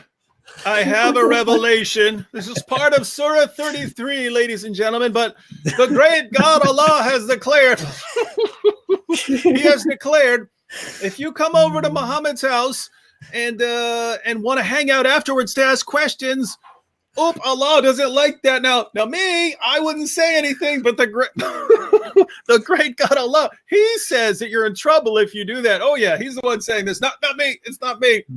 You stupid morons. I can't believe you're falling for this. Oh, my goodness. So I can imagine a situation like that. Yeah. Fantastic. I would definitely say Muhammad had some severe mental issues, but I'm going to talk about that very soon. But yeah, that's a good thought. Metaverse. Yeah. By the way, what you just said, AP, that's my view as well. I think he sincerely believed he was a prophet, and that he had some serious mental issues. Although I have since I believe in spiritual evil forces, I also believe that he was influenced by some of those. Yeah, I still believe he was pretty crazy. So, no disputing that one. All right, Great Emperor Doge said the 72 virgins lie comes from an unreliable hadith. No, several of the 72 virgin hadiths are unreliable hadiths. They are considered weak, but there is at least one hadith that is considered reliable by Islamic scholars and Islamic sources, so by Islamic standards, which reaffirms that Muhammad did indeed say that there will be 72 virgins for the martyr in heaven. And a little side note, the more you do that, so you even have, you have talking about the virgins. This was, you can look up Sunan Ibn Majah 4337, a lot of passages in the commentaries and so on. The more you want to say, the more you want to appeal to the weak hadith defense, the more you're telling us that Muslims were making things up and lying about things that Muhammad said, and that these lies even ended up in Islam's most trusted hadith collections, and later had to be exposed by later Muslim scholars who are trying to decipher what's true and what's not. But the more you appeal to, that's a weak hadith, or that's a weak, and all these different Muslims were making up this myth. The more you do that, the more you're telling us that the people who had the Quran, the people who were transmitting the Quran, were the biggest bunch of liars the world has ever seen. And that these guys were, for some reason, were just making up stories about Muhammad like it was an Olympic sport. And you also have to deal with the problem of, you take Sahih al-Bukhari, Sahih Muslim, Sunan Abu Dawud, these collections, they have several thousand hadiths. So they might, 5 to 7,000 plus hadiths in those collections. But we know that they had to go through hundreds of thousands of hadiths to get these ones that they thought were most reliable. So they went through hundreds of thousands that they thought were unreliable in order to get to these that they thought were most reliable. And if you're telling us that these hadiths that actually made the final cut are also false, then wait a minute. You're saying that the vast majority of stories about Muhammad that have ever existed were lies by Muslims. These are the same people preserving the Quran during this time. How can you tell us to believe anything we read about Muhammad? How can you tell us to believe any of this nonsense? I don't believe in your hadith methodology. I think it is one of the stupidest historical methods ever devised by anyone. No historian on the planet who is not a Muslim already would think that this method, this hadith criticism, where you say, I got it from so-and-so, got it from so-and-so, got it from so-and-so, and you'll have 8 people on your list. No one would think that this is a good idea of how history should be done, let alone even worse, that this is the only way that you can know about Muhammad. But even setting all that aside, so we'll set aside all the number 72. Great. You still got the Quran. The Quran talks about your houris, your large-breasted houris that you get in paradise. So if you got a problem with that, my Muslim friend, great. Toss out the number 72. You still get a bunch of virgins in paradise, and you still get to spend eternity deflowering them. That's the heart of your religion. This is what you, as a Muslim, have to look forward to. You get to spend eternity deflowering virgins. What do women get? Well, they get to sit back and hope that you're one of the women that your husband calls upon, even though he's got all of these other specially designed sex slaves to choose from. So. Fantastic. Okay, thank you. Sigmund Floyd said, nice. That's Sigmund you. Floyd made a super chat. Sigmund Freud, yeah, that's me. Made a super chat and said, please ask David why I'm blocked on his live stream. Can he please unblock me so I can also give him super chat dollars? If you're talking about a current live stream, there is no live stream. We're just doing this on here. Otherwise, Sigmund Floyd. Well, I mean, I do have moderators over there, so I don't know why you're blocked. People usually get blocked for a reason, so I'm assuming you are blocked for a reason. I don't know if you're saying some mean stuff, but generally if someone comes on there and they're just trolling and posting nonsense, or if they're calling for violence against people or something like that, then yeah, probably me or another moderator will block them. So yeah, I don't know why. I don't know why you're blocked on there, but you can send me a private message if you basically look back to the last thing you remember saying and see if you remember what that is. And I'll see if that's a good idea for blocking you. But at the end of the day, if you're blocked for some good reason, I don't care if you're going to send me super chat. I don't want it. So, well, thank you. Anyways, I will never get through these super chats, by the way. They're getting more and more, and I'm not going to get. Well, that's good. That's a good thing, right? No, it's good. I appreciate that. Of course. That's AP can't even get through all the super chats. Let me go ahead and say it, ladies and gentlemen. Why don't you make it so that he can never even hope to get through all the super chats? That would be pretty cool. Well, thank you. I appreciate all the contributions, which helps all of this.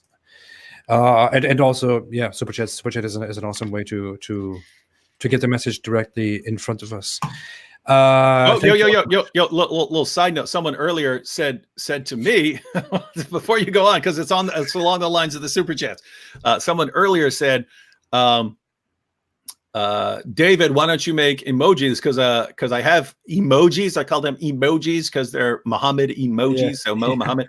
I made some Muhammad emojis, which, keep in mind in the Boom Boom Room, Muhammad is kind of a likable character, right? We're making him much more likable than historical Muhammad. So they're based on our character of Muhammad. So he says, Allahu, Alhamdulillah and stuff like that.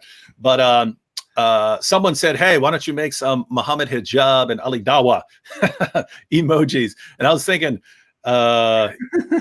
man, you might want to do that, right? Because you need to you haven't made any channel memberships, but you can, right? You have enough you have enough followers to have channel memberships. And as I pointed out in my video on channel memberships, YouTube, the new terms of service that are going into effect in 4 days say that any channel that is not profitable for YouTube can be taken down. And it's clear why they would want to do that, right? They're looking for a justification to take down channels that there are complaints about and stuff like that, or that people who are saying things that they don't want said on YouTube.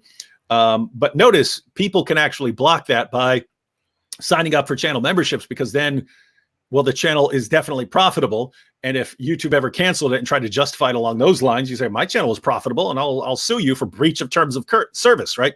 So, yeah, I would encourage you, AP, to set up channel memberships. And then I would encourage everyone here watching to support him, so that there's not much of a basis for YouTube to take his channel down. Because everyone, keep in mind, and I said this in my video on the topic, that YouTube, we used to think that since YouTube is a company, they can kind of do what they want. If they don't want someone on their platform, they can just kick them out, right? Just like if I don't want someone in my house, I can kick you out. I said, get out of my house. I don't want you here, right? I can't kick people out of a public park, but I can kick people out of my house because I have authority here. So a lot of us used to think that that's the situation with YouTube. They're a company, they can decide what they want.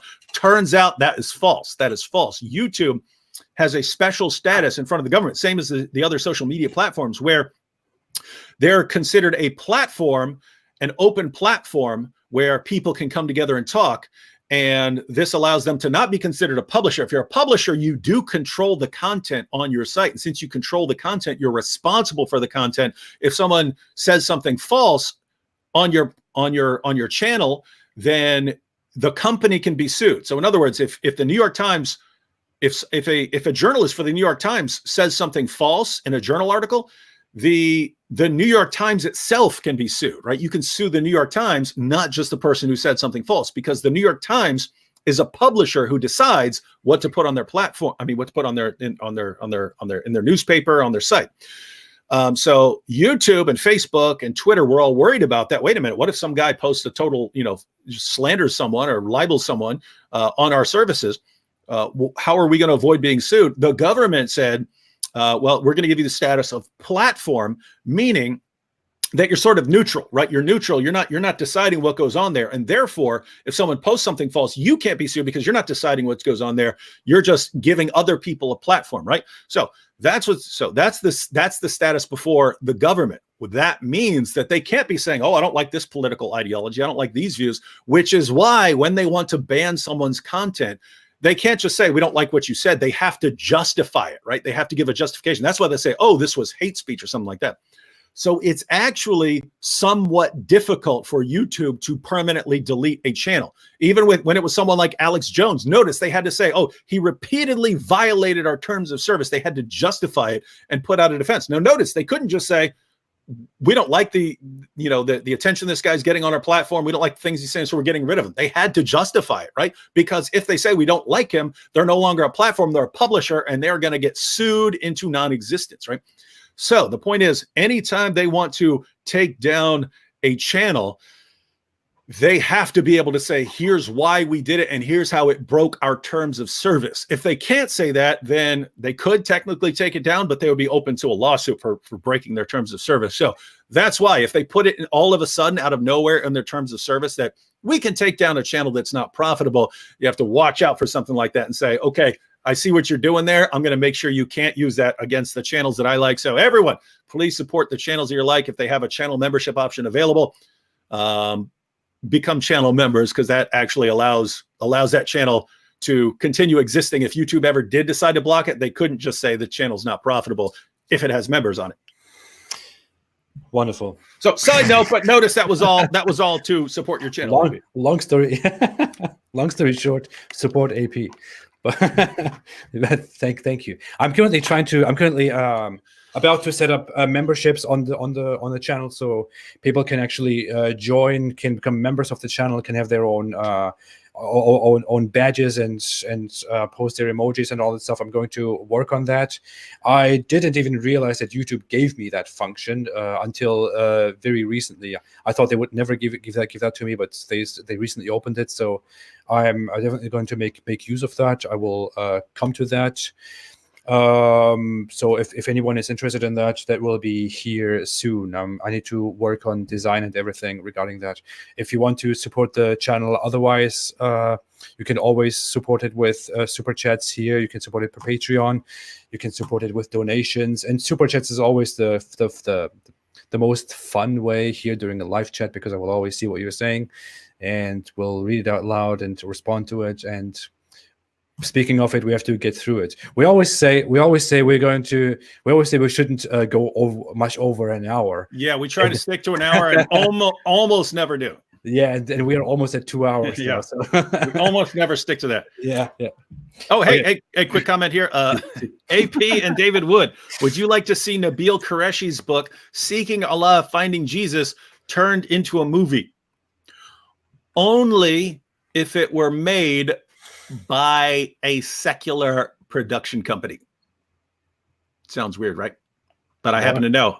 Because a Christian company that puts that together will make us both seem super nice, and we were not.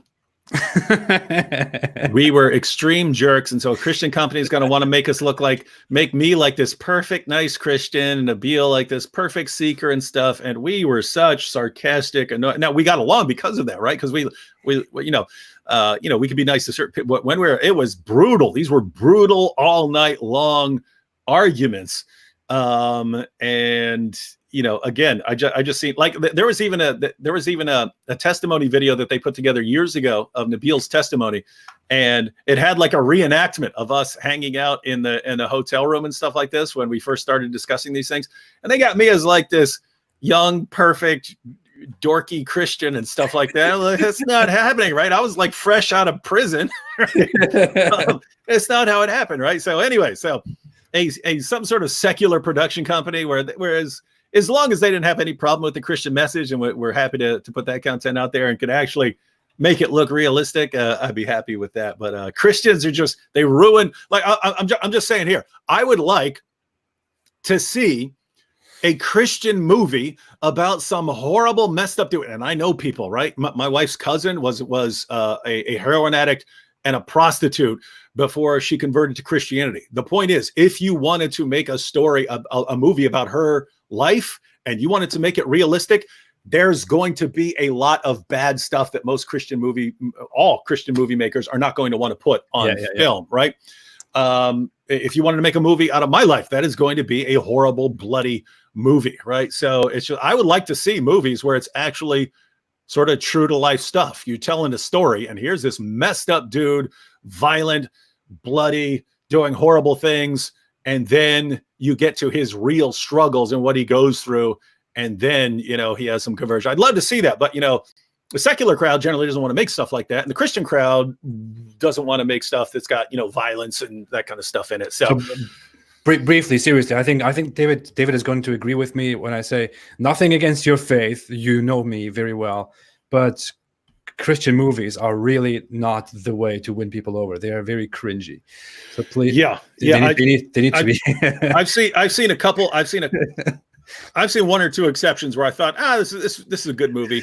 But the point is, ladies and gentlemen, you could have an epic Christian movie, right? You could have something absolutely epic. There are too many Christians with too many amazing stories out there. You could, if you did them well, make one of the most epic movies ever. But everyone's worried about, Christians aren't going to come see it if, you know, we have this violence or this cursing in there. No, if you made an awesome story, Christians would go see that. So Yep. Okay, let's get through this. Benjamin White, Sigmund Floyd, Soliticicid. What is that? May I discuss things with you too sometime? You can always discuss things with us. You should have put this into a super chat. We would have directly responded to it. Please do that again. Thank you. I am 9 key made a super chat, didn't say anything. Thank you so much. I appreciate that. Sharon 61 Sunshine said, made a super chat and said, what are your thoughts on the Pensacola attack today? Did you follow that? I think it just happened right before we started or something. Never heard anything about that. Was that some Saudi Arabian guy today? Really? Oh, okay. No, the only there was a Florida attack. I thought that was like an attack on it was like a UPS hostage situation. So if there was something else after that was like terrorist related, not a robbery, then yeah. So I'll have to look that up. Yeah, there's apparently a shooting happened. I don't know when it happened. I'm looking at the New York Times right now. 53 minutes ago said Florida shooting updates. Authorities say it's too early to know if it's terrorism, but right beside it, the Washington Post says the Pensacola shooting gunman was a military pilot from Saudi Arabia. So up in the air now. Notice. There's a tendency as soon as there's a terrorist attack to start, you know, talking about it and stuff like that. But we have to be careful because we've seen white supremacists carry out terrorist attacks. You could be a former Saudi military pilot and be mad because your wife left you and just go on a killing spree. And it doesn't really have a lot to do with your religion. You could just be an unstable person. So kind of have to wait. But if it does have something to do with terrorism, I'm sure we'll be commenting on it. Yeah, the article actually says that it is a Saudi Arabia military pilot who was training in the U.S. But anyway, gonna wait on that. Further, thank you for the super chat, by the way, Sharon. Oh, and by the way, thank you for alerting me to that because I had no idea this was even going on. Okay, thank you for that too. Another verse said, how often do you think Muhammad would just... Oh, yeah, we read that. That was awesome. Another verse. Thank you. Jennifer, Veterans for Truth, said, do either one of y'all speak about Sabbatean Frankist? I did a video on the history of it and the infiltration. It was banned from YouTube within an hour. I have no idea. No, I have no idea. But thank you, Jennifer. Zuby Buzz said, no, it's not 72 virgins. It's a 72-year-old virgin. There are lots of jokes like that. There's the 72 Virginians. They're the 72 virgins, but they're all nuns. So you have situations like that. There are also serious ones that should be jokes, which like they're actually raisins or grapes. But by the way, I'm looking at the story right now at the Washington Post. You still got to find out. It still could just be some guy who's mad about something. But it's a A Saudi Arabian military student opened fire with a handgun Friday at Naval Air Station Pensacola, leaving 3 people dead and several others wounded before sheriff's deputies shot and killed him. So that's kind of along the same lines as the Fort Hood shooting, in the sense that there are Muslims who want to wage jihad, but there are some Muslims who believe it's okay to go and kill civilians and so on, but there are others who only want to wage jihad against some sort of foreign military because they believe that this foreign military is responsible for attacks on Muslim lands, and so they feel comfortable killing military people. So the fact that this is a shooting,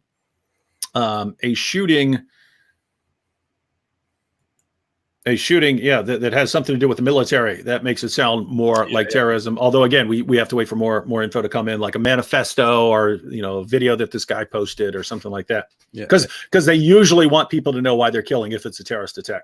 Mm-hmm. Okay, let's go through the super chat. So what it said, well, David, I do love a challenge, but I'm broke. Oh, that was in reference to your super chat challenge to make as many super chats to not let me get through it. But yeah, thank you.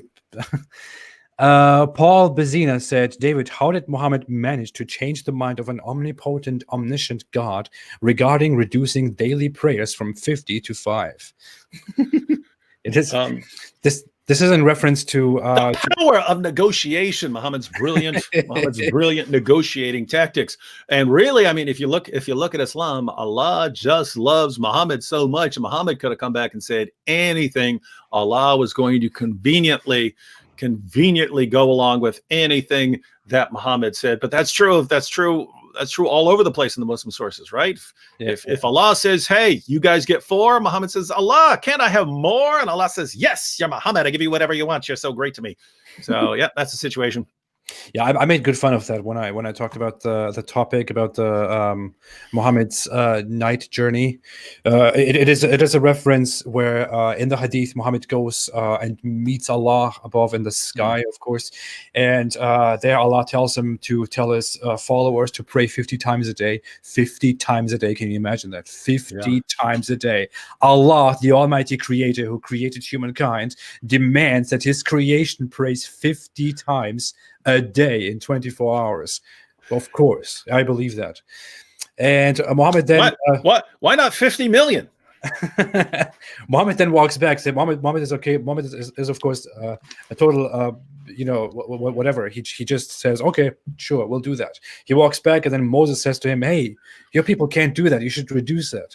And then Muhammad goes back and says, hey, Allah, come on, let's come to an agreement, let's reduce this. And then Allah says, fine, let's do 45. And then he goes back again, and Moses stops him and says, that's too much, reduce it. And then he goes back again to Allah and says, come on, Allah, man, let's reduce this. I'm your holy prophet, you love me so much. And in the end, they come down to 5 through Muhammad's supreme Arab haggling skills. Yeah.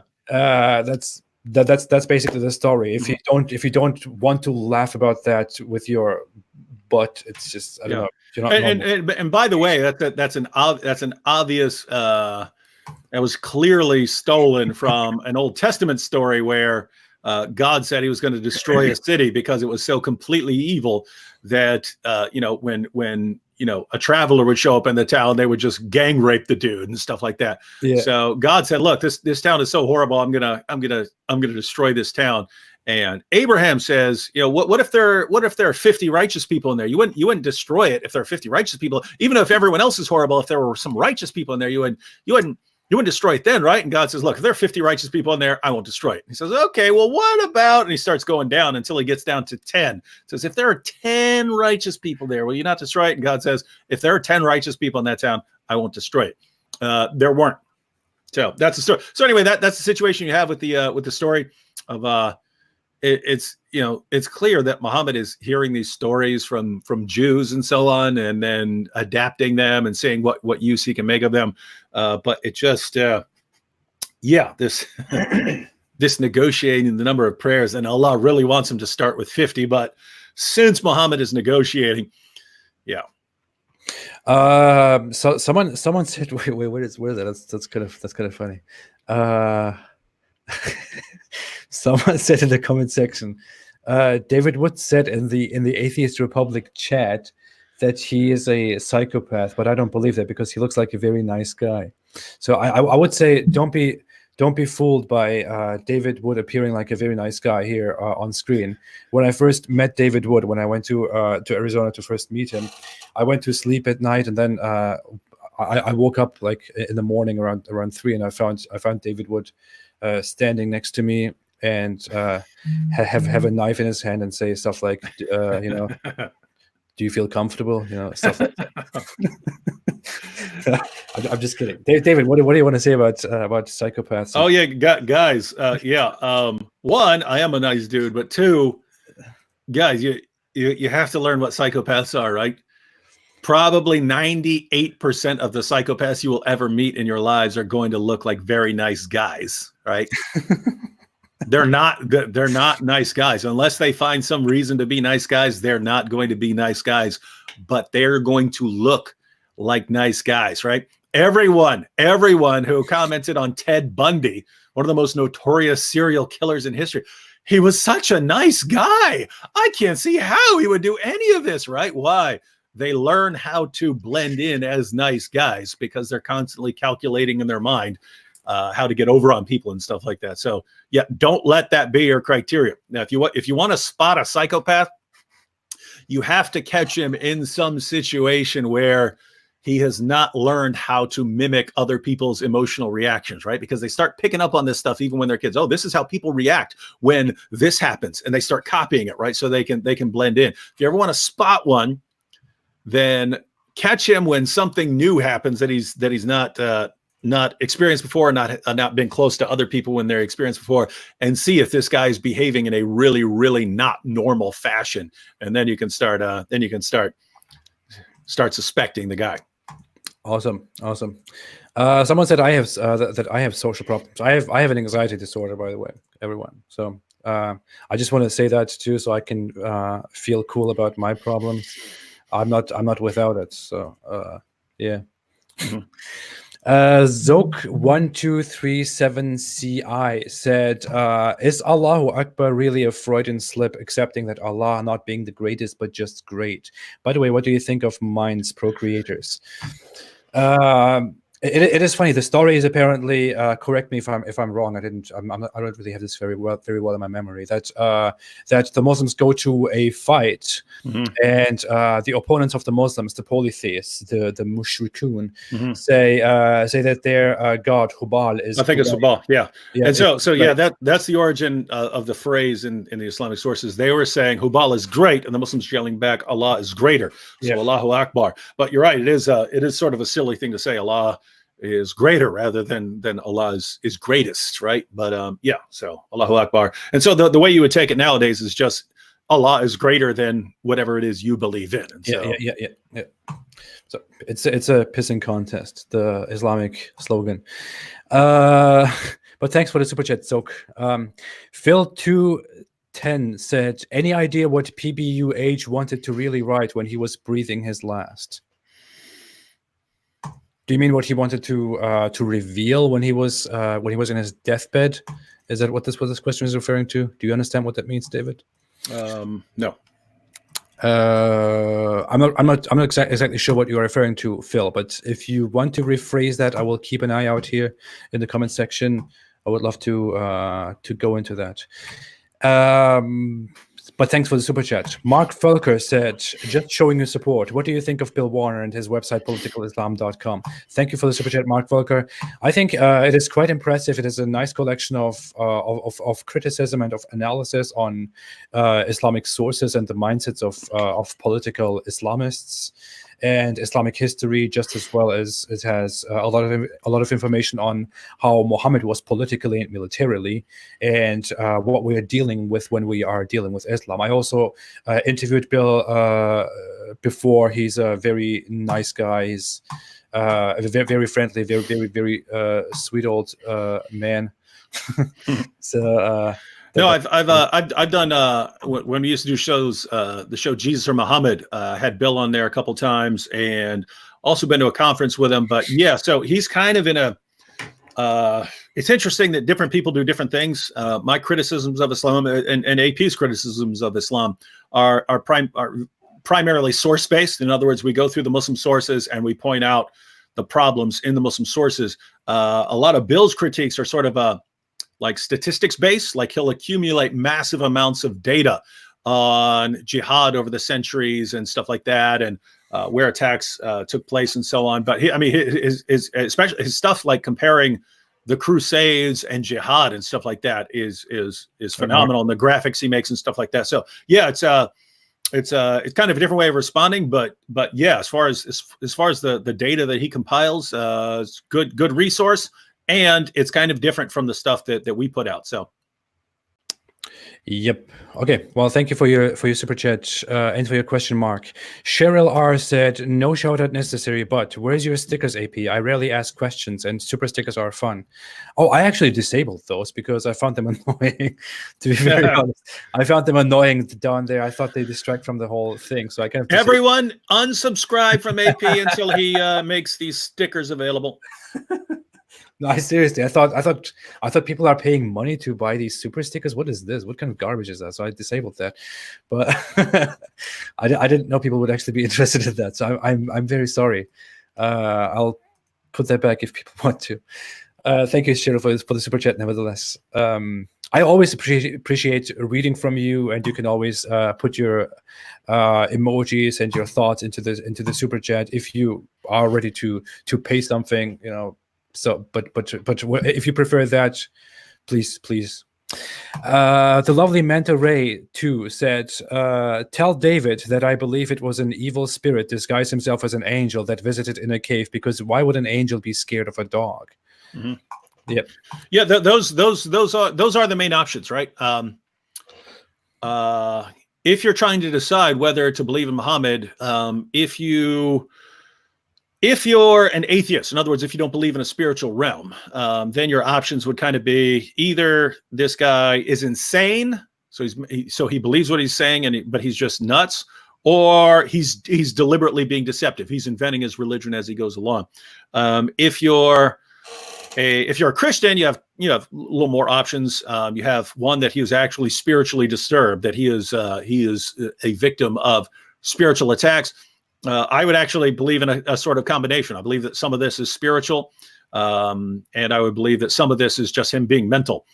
And but yeah, I would have to agree that if you're talking about an angel of the Almighty, the mighty Gabriel, being terrified of dogs, that's just silly. Whereas, it's weird to say that demons are scared of dogs or something like that. I don't know what kind of good evidence we have, except for sort of experience. I just had people tell me that, their dog will just start flipping out and barking at something up in the corner and stuff like this. And they could feel evil in the room, but their dog is flipping out. And so some people believe that dogs can actually sense things that we can't, in ways that ways that they can hear things that we can't. I don't know if that's true at all. What the serious part is the idea that an angel would be afraid of dogs, right? That's pretty ridiculous. An angel could just crush a dog like a bug if it wanted. So problem there. Whenever I look at my dog, and I have a very sweet dog. David appreciates my dog very much. He asked me if it came with a purse. We have a Labradoodle. So when I look at my dog, I just think seriously, like the angels of Allah are disturbed by this dog, are scared of this dog. That is the most ridiculous thing that I've heard. Seriously. By the way, earlier someone made a super chat and talked about Phil 210, talked about any idea what Muhammad wanted to really write when he was breathing his last. I didn't get the reference. I now understand what you mean. I think you're referring to the incident where Muhammad was reportedly wanting to write something on a paper before his death.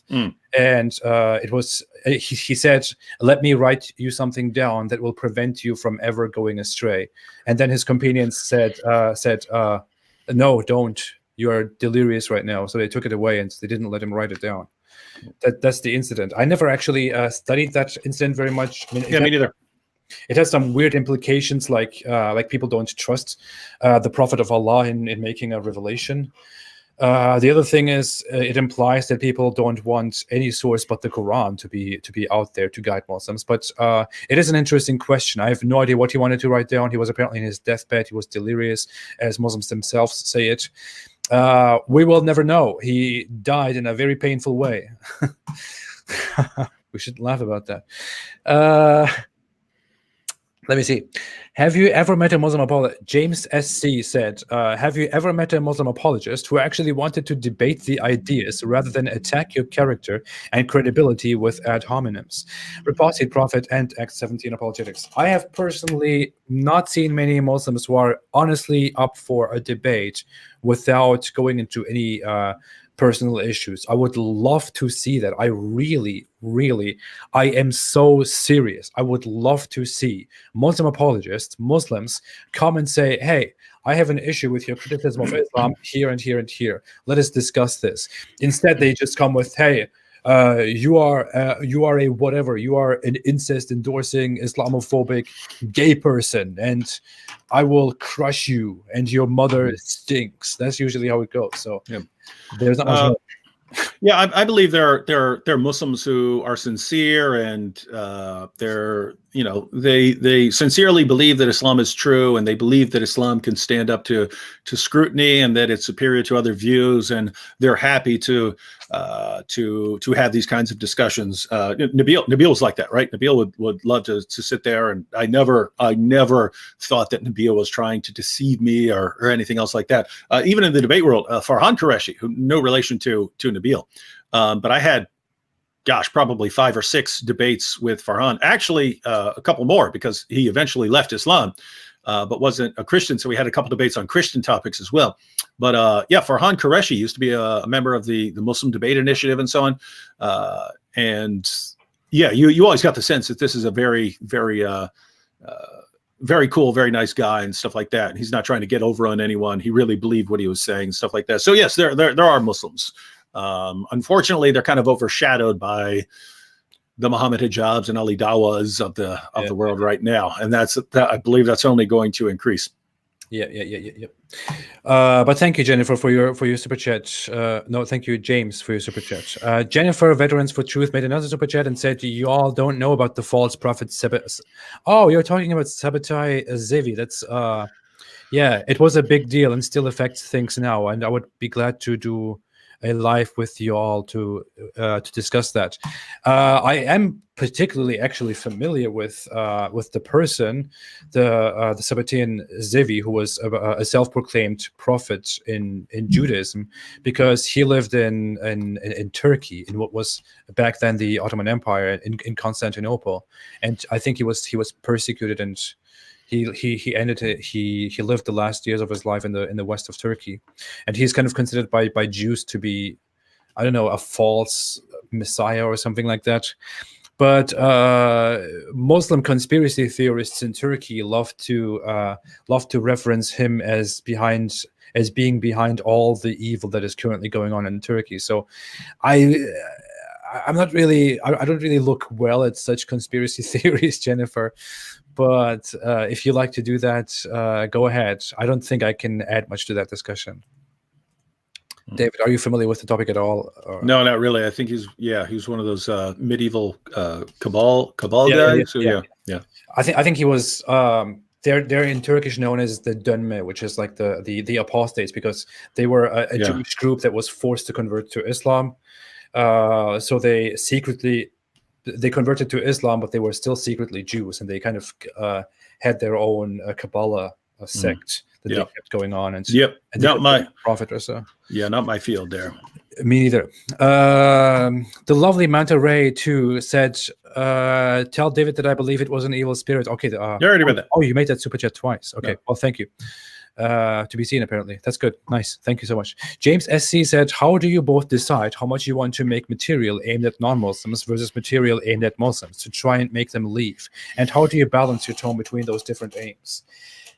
If I speak for myself, I would say my initial goal was never to talk to Muslims. That is something that has developed quite recently, actually, where I feel like more and more Muslims tell me that they have left Islam, that they have listened to me and understood that their religion is wrong, and that kind of motivates me to actually go into talking to Muslims directly and telling them that there is something wrong with their religion, because I see that it has some great impact, and it makes me very proud and happy. But in general, recently I have been focusing on such things too, where I talk to Muslims and say, hey, your religion is wrong in these ways, and it fools you and it fooled me. But I can't really say that I planned that, like, this is for the non-Muslim audience, this is for the Muslim audience. It just kind of happens. Mm-hmm. What do you say, David? Yeah, I'm usually kind of day to day, like whatever is particularly interesting to me on a particular day or something like that, or whatever story's popping up or whatever pops in my head or whatever I'm reading at the time. I try to make videos about it. But so that's usually the day to day situation. But sort of long term, I'm kind of I kind of do whatever I think is needed at that time. In other words, if I don't see a lot of people doing something, but it needs to be done, then I'll kind of stick with that for a while. So, one of the reasons I started blasting away at Muhammad and the Quran was that it seemed massively important to do, but almost no one was doing it. So that's kind of why I put so much emphasis on it. Not because I thought it was the most interesting thing in the world. There were all kinds of things I would rather be doing. I just kind of felt like that was needed. Lots of other times, if I'm criticizing Muhammad, it's sometimes it's just some guy's running his mouth, and I'm like, look, you're talking a bunch of trash there. Guess what? I'm not going after you. I'm going after your prophet.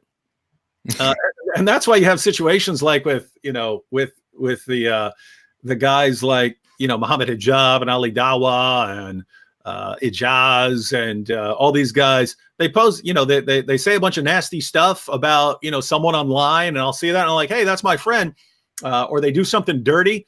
If they pull dirty stunts, if they're deceptive or something like that, a lot of that is like, oh, okay, I was going to be doing this, for the next several months, but instead now I'm gonna make Muhammad's Boom Boom Room. I'm gonna start that off. So I wasn't gonna make that, but since you did it, just like after Nabil died, tons of Muslims were sending me messages saying seeking Jesus finding cancer, right? No, I didn't insult them back. I didn't talk trash back, but I was like, okay, well, if you guys want to take things to this level, keep in mind your prophet is wide open for criticism, right? So it's basically, I sort of set my tone and this, the stuff I'm doing kind of based on, whoever I'm interacting with at the time. And if people get really, really nasty, keep in mind your prophet is such an easy target. Why? It seems that Muslims in the chat should be as nice as possible, right? They should be coming to us. We just want to be friends. We all want to be friends with you. Please don't be mean to us, right? It seems they should be doing that. When they come with nastiness and insults and threats and comments and lies, and when they do that, it's just, guys, I was, a lot of times I'm trying to get along, so I don't want to be too mean about your prophet. But if you're all just going to send me death threats and everything else and insult my mom and all this stuff, then I'm not holding back this time. And then they complain, why did you make Islamicize me? Why are you mocking our prophet? Well, guys, you started it. I mean, your religion started it long before I ever existed. Your religion talked about me way before I ever said one word about your religion. So it was already on as far as I'm concerned. But when you get nasty, it just makes it to where, all right, I'm not going to hold back anymore. So that's the situation. Yeah, awesome. Okay. Let's put this one here. Muhammad Hijab is a jihadist. Okay. I'm not making any accusations here. I'm just, someone said Muhammad Hijab is a jihadist, and in the literal sense, of course, Muhammad Hijab is in his own Muslim mindset waging a jihad in order to intellectually defend Islam from us dirty enemies of Islam and of Allah. So don't take this as an accusation or anything, Muhammad Hijab, please. Yeah. Joshua Sage made 2 super chats and didn't say anything, but thank you so much, Joshua Sage. I appreciate that very much. The lovely Manta Ray keeps making super chats, and I love it. said, will you do a video on how the dog murdering prophet died? David Wood made a video on how Muhammad died. It is a very prominent video. I'm going to make a video about that also in the near future sometime. Yeah, you guys know it's funny. I want to. There's a Christian speaker. His name's J. Warner Wallace. He used to be an atheist. He was a cold case detective for years, and eventually became a Christian. But this guy spent years. I've seen him on like documentaries about how so and so was captured. I look on there. That's J. Warner Wallace being investigated on how they solved this cold case and stuff. But anyway, I've been thinking I'm gonna have to pitch it to him. But I want to say, hey, J. Warner Wallace, you want to do a hilarious video? It's going to be about you, a cold case detective, investigating the death of Muhammad. And you're going to find out that Allah killed him, according to the Muslim sources. So yeah, that would be kind of an updated version of a video I made years ago called Who Killed Muhammad, which according to the Muslim sources, Allah killed Muhammad for inventing a false revelation. That's the only conclusion you come to if you put these sources together and take them seriously. But yeah, I think that's something that could definitely be emphasized more. And my video, I think it has, I don't know, 1.4 million views, something like that. So a lot of people watched it, but I think it's pretty long. I wouldn't mind making a more condensed version of Muhammad's death because it is a powerful point. Just in case everyone isn't familiar with it, Surah 69, I believe, verses. Gosh, my brain is fried right now. It's getting late. We should stop. Yeah, it's in Surah 69. You can watch the video, but gosh, I know this. Surah 69 verses. No, I don't want to say it because it might be wrong. I think 44 to 46, but I'm probably wrong. It says Allah says that if Muhammad were to invent a false revelation, he would sever his aorta. And then years later, Muhammad died saying, "I feel my aorta being severed." So you actually have a lot more packed into there when you look at how Muhammad died and things like that. But it looks pretty bad. But yeah, so it's a powerful little point and cool stuff to put in a shorter video. Awesome. So that's going to come. Nicholas Paulson made a super chat, said AP is smart as a whip. David is crazier than a dog in a hubcap factory and just as smart. True. I love the work both of you do, GBU. Thank you so much, Nicholas. I appreciate it. The lovely Manta Ray 2 said, when is Muhammad going to meet Moses in the Boom Boom Room? I'm a genius. I just checked the reference. Yes, it is Surah 69, verse 44 to 46. So awesome. Even in a state of complete weariness on a topic I have not addressed in a long, long time. Good. All right, go ahead. Go ahead. Someone said, when is Muhammad going to meet Moses in the Boom Boom Room? That's what the lovely Manta Ray 2 said. Yeah, I already recorded that. I just haven't posted it yet. And part of the problem is I'm horrible at staying organized with SD cards. I have probably 50 or 60 SD cards. So when I misplace one, it's kind of hard to keep track. But we've already recorded Muhammad Meets Moses. We've recorded Muhammad Meets Sigmund Freud. That's AP. We've recorded Muhammad Meets R. Kelly. I probably want to do that next if I can find the SD card, because there's just a recent more news about R. Kelly broke out yesterday. That's with John McRae. What do you mean playing R. Kelly? And then we have Muhammad Meets Michael Jackson. One or two more, and then just so everyone knows, a couple days before the new Star Wars movie comes out, we're going to release Muhammad Meets Darth Vader, and they get into a discussion about how they treated their sons, right? How Darth Vader treated Luke, and how Muhammad treated his adopted son.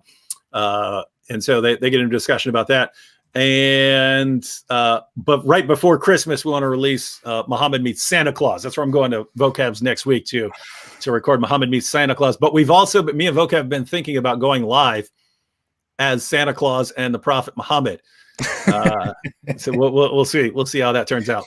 Okay, it's coming soon. So let's keep going quickly. Google user made a super chat and said, a real prophet must fancy your wife and your 6-year-old daughter.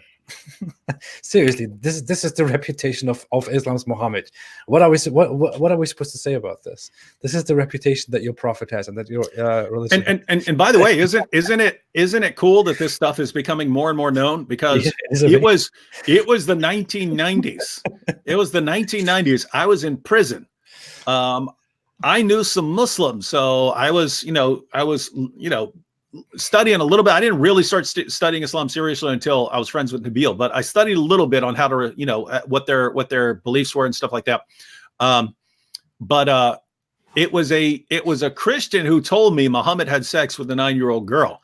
And I thought, there's no way, man. There's no way Muhammad had sex with a 9-year-old girl. No one would take him seriously. So for years, I thought that was something that someone made up, until I'm actually going through their source. I'm like, what? So it's cool that, just in the 1990s, there's no way. That's just completely false. And here we are, 2019, and almost everyone on the internet who deals anything with these issues knows this stuff. So it's becoming more of a problem. Mm-hmm. Amazing.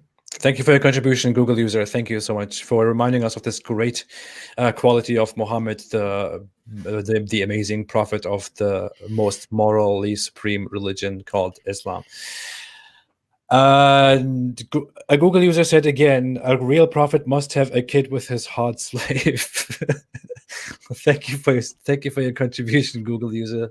Thanks for those very nice comments. Another verse said, Muhammad's final words, remember, my wives are forever off limits. And I was just kidding about that whole drinking camel urine thing. My bad. Thank you, another verse. Thank you for your super chat, and thanks for the for the laughter. Eris un Vencedor said, Elijah means God is with us, in a super chat. That's a reference to Muhammad Hijab. Yeah. During the debate, He said Elijah means God is with us, right? Yeah, and of course, Allah prays for Muhammad, not to Muhammad. Just keep that in mind. Just for Muhammad. For those who don't know, Elijah means God. My God is Yahweh. God is Yahweh, and he so forcefully claimed that Elijah means God is with us, and then claimed. People ask me why I didn't respond.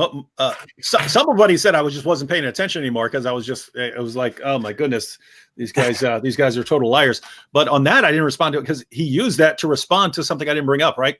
Like he apparently came with responses to things that he thought I was going to say that I never actually said, and so that one is supposed to be a response to to something about the meaning of Emmanuel, which is God with us. And he says, but Elijah means that too. But I didn't use that. So so anyway, weird situation. That is weird. But thank you again for the super chat. Eris un Vencedor also said Muhammad meets hijab. Oh yeah, I put it on the screen. A Google user made another super chat and said, "Please make a series on cat won't walk on a Quran." You made several videos about that, right? Like 2 videos or so. I made 2 of those. I have thought about making a third, just because I made the first one and they walked all over the Qurans, but they were sort of a English and Arabic parallel, and then Muslims came up with this amazing rule that if it has, if it has a translation in it, in addition to the Arabic text, it's not a real Quran. The real Quran has to only be pure Arabic. So I said, okay. And I came back and did a follow-up video where it was just pure Arabic Qurans, and the cat walked all over it. But then the Muslim objection in the chat was, no, it has to just be one Quran and not multiple Qurans.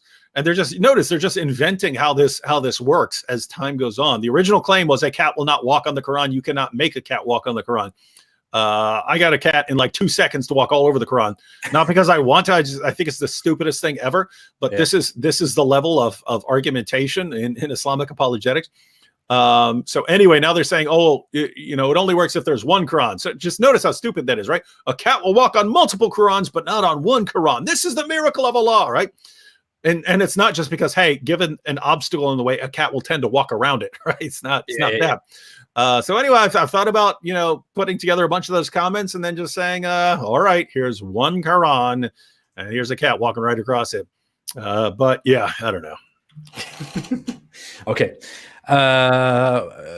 the lovely Manta Ray 2 made one more super chat. Thank you so much, the lovely Manta Ray 2, for these interactions. I have this thing when I feel like I'm going to forget responding to a super chat, it really makes me feel terrible. I feel like I've wronged someone. So please, from now on, let's not make any more super chats.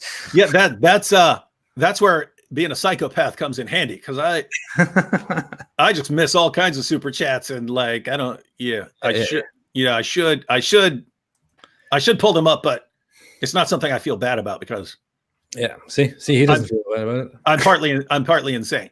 So I should be a psychopath. Yeah. If I want to come back again, I'll be a psychopath.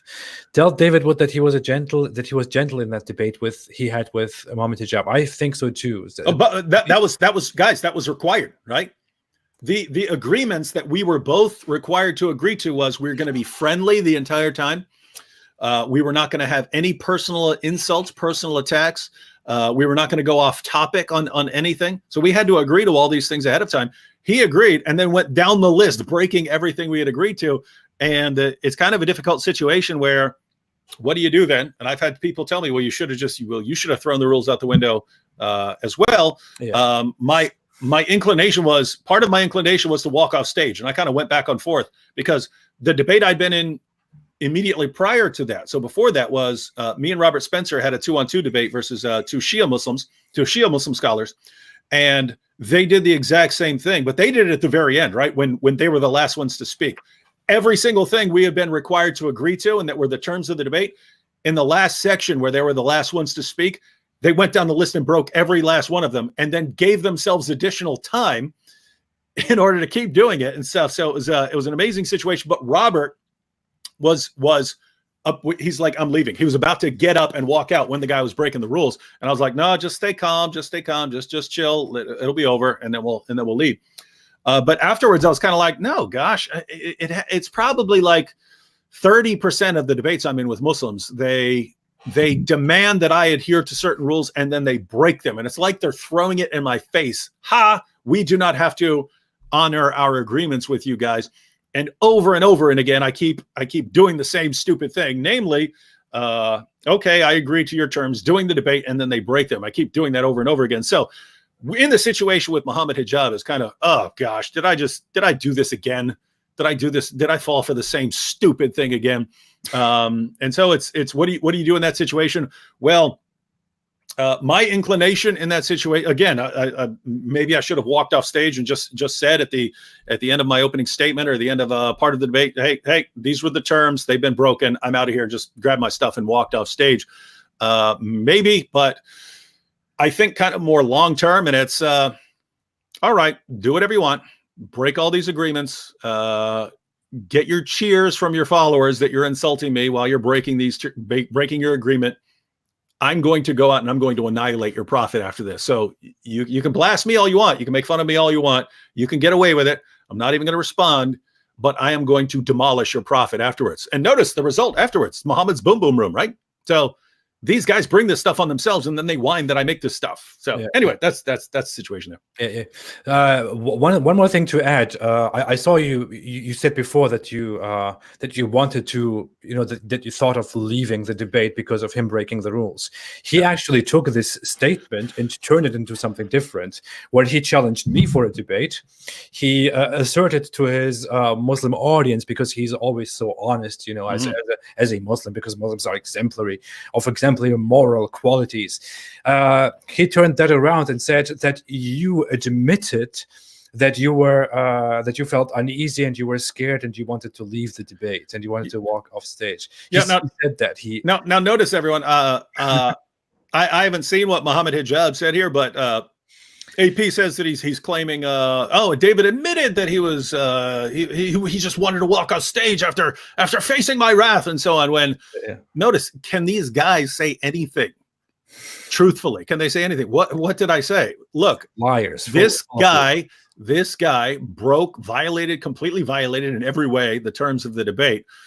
Why am I sitting? This is what I'm why am I sitting here on this stage when he's just going to keep breaking them? Why have I fallen for this so many times with Muslims? Why do I keep giving these guys the benefit of the doubt? how do you keep them? Because you can say afterwards, you can say, hey, after the debate, you can say, hey, he broke all the terms of this debate and stuff like that. And then, but guess what? Their followers don't care. So it doesn't matter to them. So the issue is, what do you do? Robert wants to walk off stage. And so I eventually concluded, yeah, maybe you should just walk off stage to kind of make a point. And everyone says, why, but notice how that would have been represented. He walked off stage because he was terrified of my powerful arguments. And it wouldn't matter that they broke the terms of the debate. So I just still haven't figured out what to do in those kind of situations. But it is just a problem that these guys have followers who do not care that they lie. Notice even after, when I say, hey, because he lied about the terms of the debate and he lied about honoring these terms, I wanted to walk off stage. Then he goes to these same followers who do not care at all that he lied, and then says, David said he was so troubled by my brilliant arguments that he wanted to leave. He's admitted this. It's this guy's fans, the reason that he gets away with this, the reason that he keeps doing this is because he has so many fans who just don't care. What is up with this religion producing these kinds of adherents? All right. By the way, last time you talked to me about Kanye West's album, I listened again to a few songs of it, and I thought I was actually impressed this time by how musically nice it was. Just wanted to say that for all those who were interested last time. Now, before we go, let's quickly talk about the Cybertruck. Okay, I'm not going to do that. Honestly, the Cybertruck, some people mentioned it already because I keep mentioning it as a little gag. But it's a very interesting vehicle. For some reason, people think that that the design is weird and it will not be successful. I don't think so at all. I'm a person who, as a man who was never interested in cars and vehicles and whatever, I always thought, what are you talking about? Care about more important things in life. But when I saw that Cybertruck, I thought, wow, this is huge, man. This is awesome. This is some amazing new thing. The Cybertruck is the new Tesla truck that is going to be introduced to within the next few years. For everyone who doesn't know. One quick comment here. Peace said, David, make sure you should be the one who concludes the debate next time. Well, yes, I was supposed to. That was on the schedule. The moderator switched it at the very end. You can even see me go, what? You're making me go first? But yeah, it was the same situation. Fine. You want to change it up? You want to not enforce the rules? Fine. I'll go along with it. But afterwards, I'm going to wreak havoc on your profit. I'm just going to do it. And really, it's that's sort of the topic of this live stream is Muslim apologists and their attacks.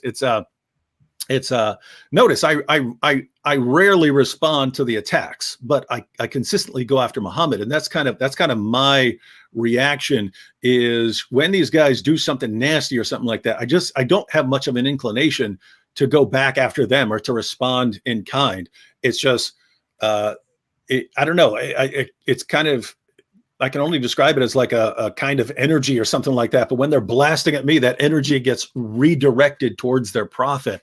And then I just end up blasting their prophet. So if you love Islamicize Me or Muhammad's Boom Boom Room or some of the awesome videos I made blasting away at Muhammad, you can thank Muslim apologists and some of their fans for all the nasty things they've done over the years and the nasty things they've said, because without it, I would be responding to other stuff. And you atheists should be thanking them, because I would probably be responding to it. My background is atheism. I'm more interested in that. I'm more interested on an intellectual level in the arguments of atheist philosophers and stuff like that. That's what my background is. And I'm more interested in that stuff. I just deal with Islam. Again, primarily, I sort of started with it because it's needed. Someone needs to be doing this. But a lot of the really just brutal critiques, those are the results of Muslim apologists and their fans doing dirty stuff. Yeah. Atheists don't have to thank everybody. Don't tell atheists to thank anybody. Atheists don't have to do anything. Atheists are free to not thank whoever they want. Another suggestion is for the next debate, not only end the debate, for the next debate, go with a Cybertruck to the debate, so to have some motivational boost. That said, the chat was supposed to be 1 hour. Now it's a little bit over an hour. It's almost 3 hours. But thank you all so much. I really enjoyed this. We'll hopefully be here again every week on Fridays. Should be shorter next time. Should be shorter all the other times. David Wood doesn't feel bad when he ignores your super chats. So when we have it on David Wood's channel, you can benefit from this from the psychopath, and we'll have it only for 1 hour. If you are with me, you are stuck with me, and we'll go about 4 hours.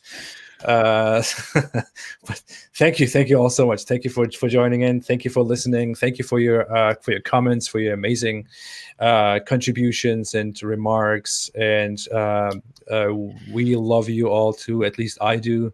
I cannot speak for David. I do, but it's a Christian sense of love where it means you sort of, want the best for people, not a warm, fuzzy feeling. No, I have warm, fuzzy feelings for everybody. Okay. Do those feelings come with a free purse? Okay. Do you want to say a last word, David? Yeah, I'll just say stay away from Islam. Whoa, stay away from Islam. Thank you, everybody. That's my new catchphrase. You stole that from me. Stay away from Islam.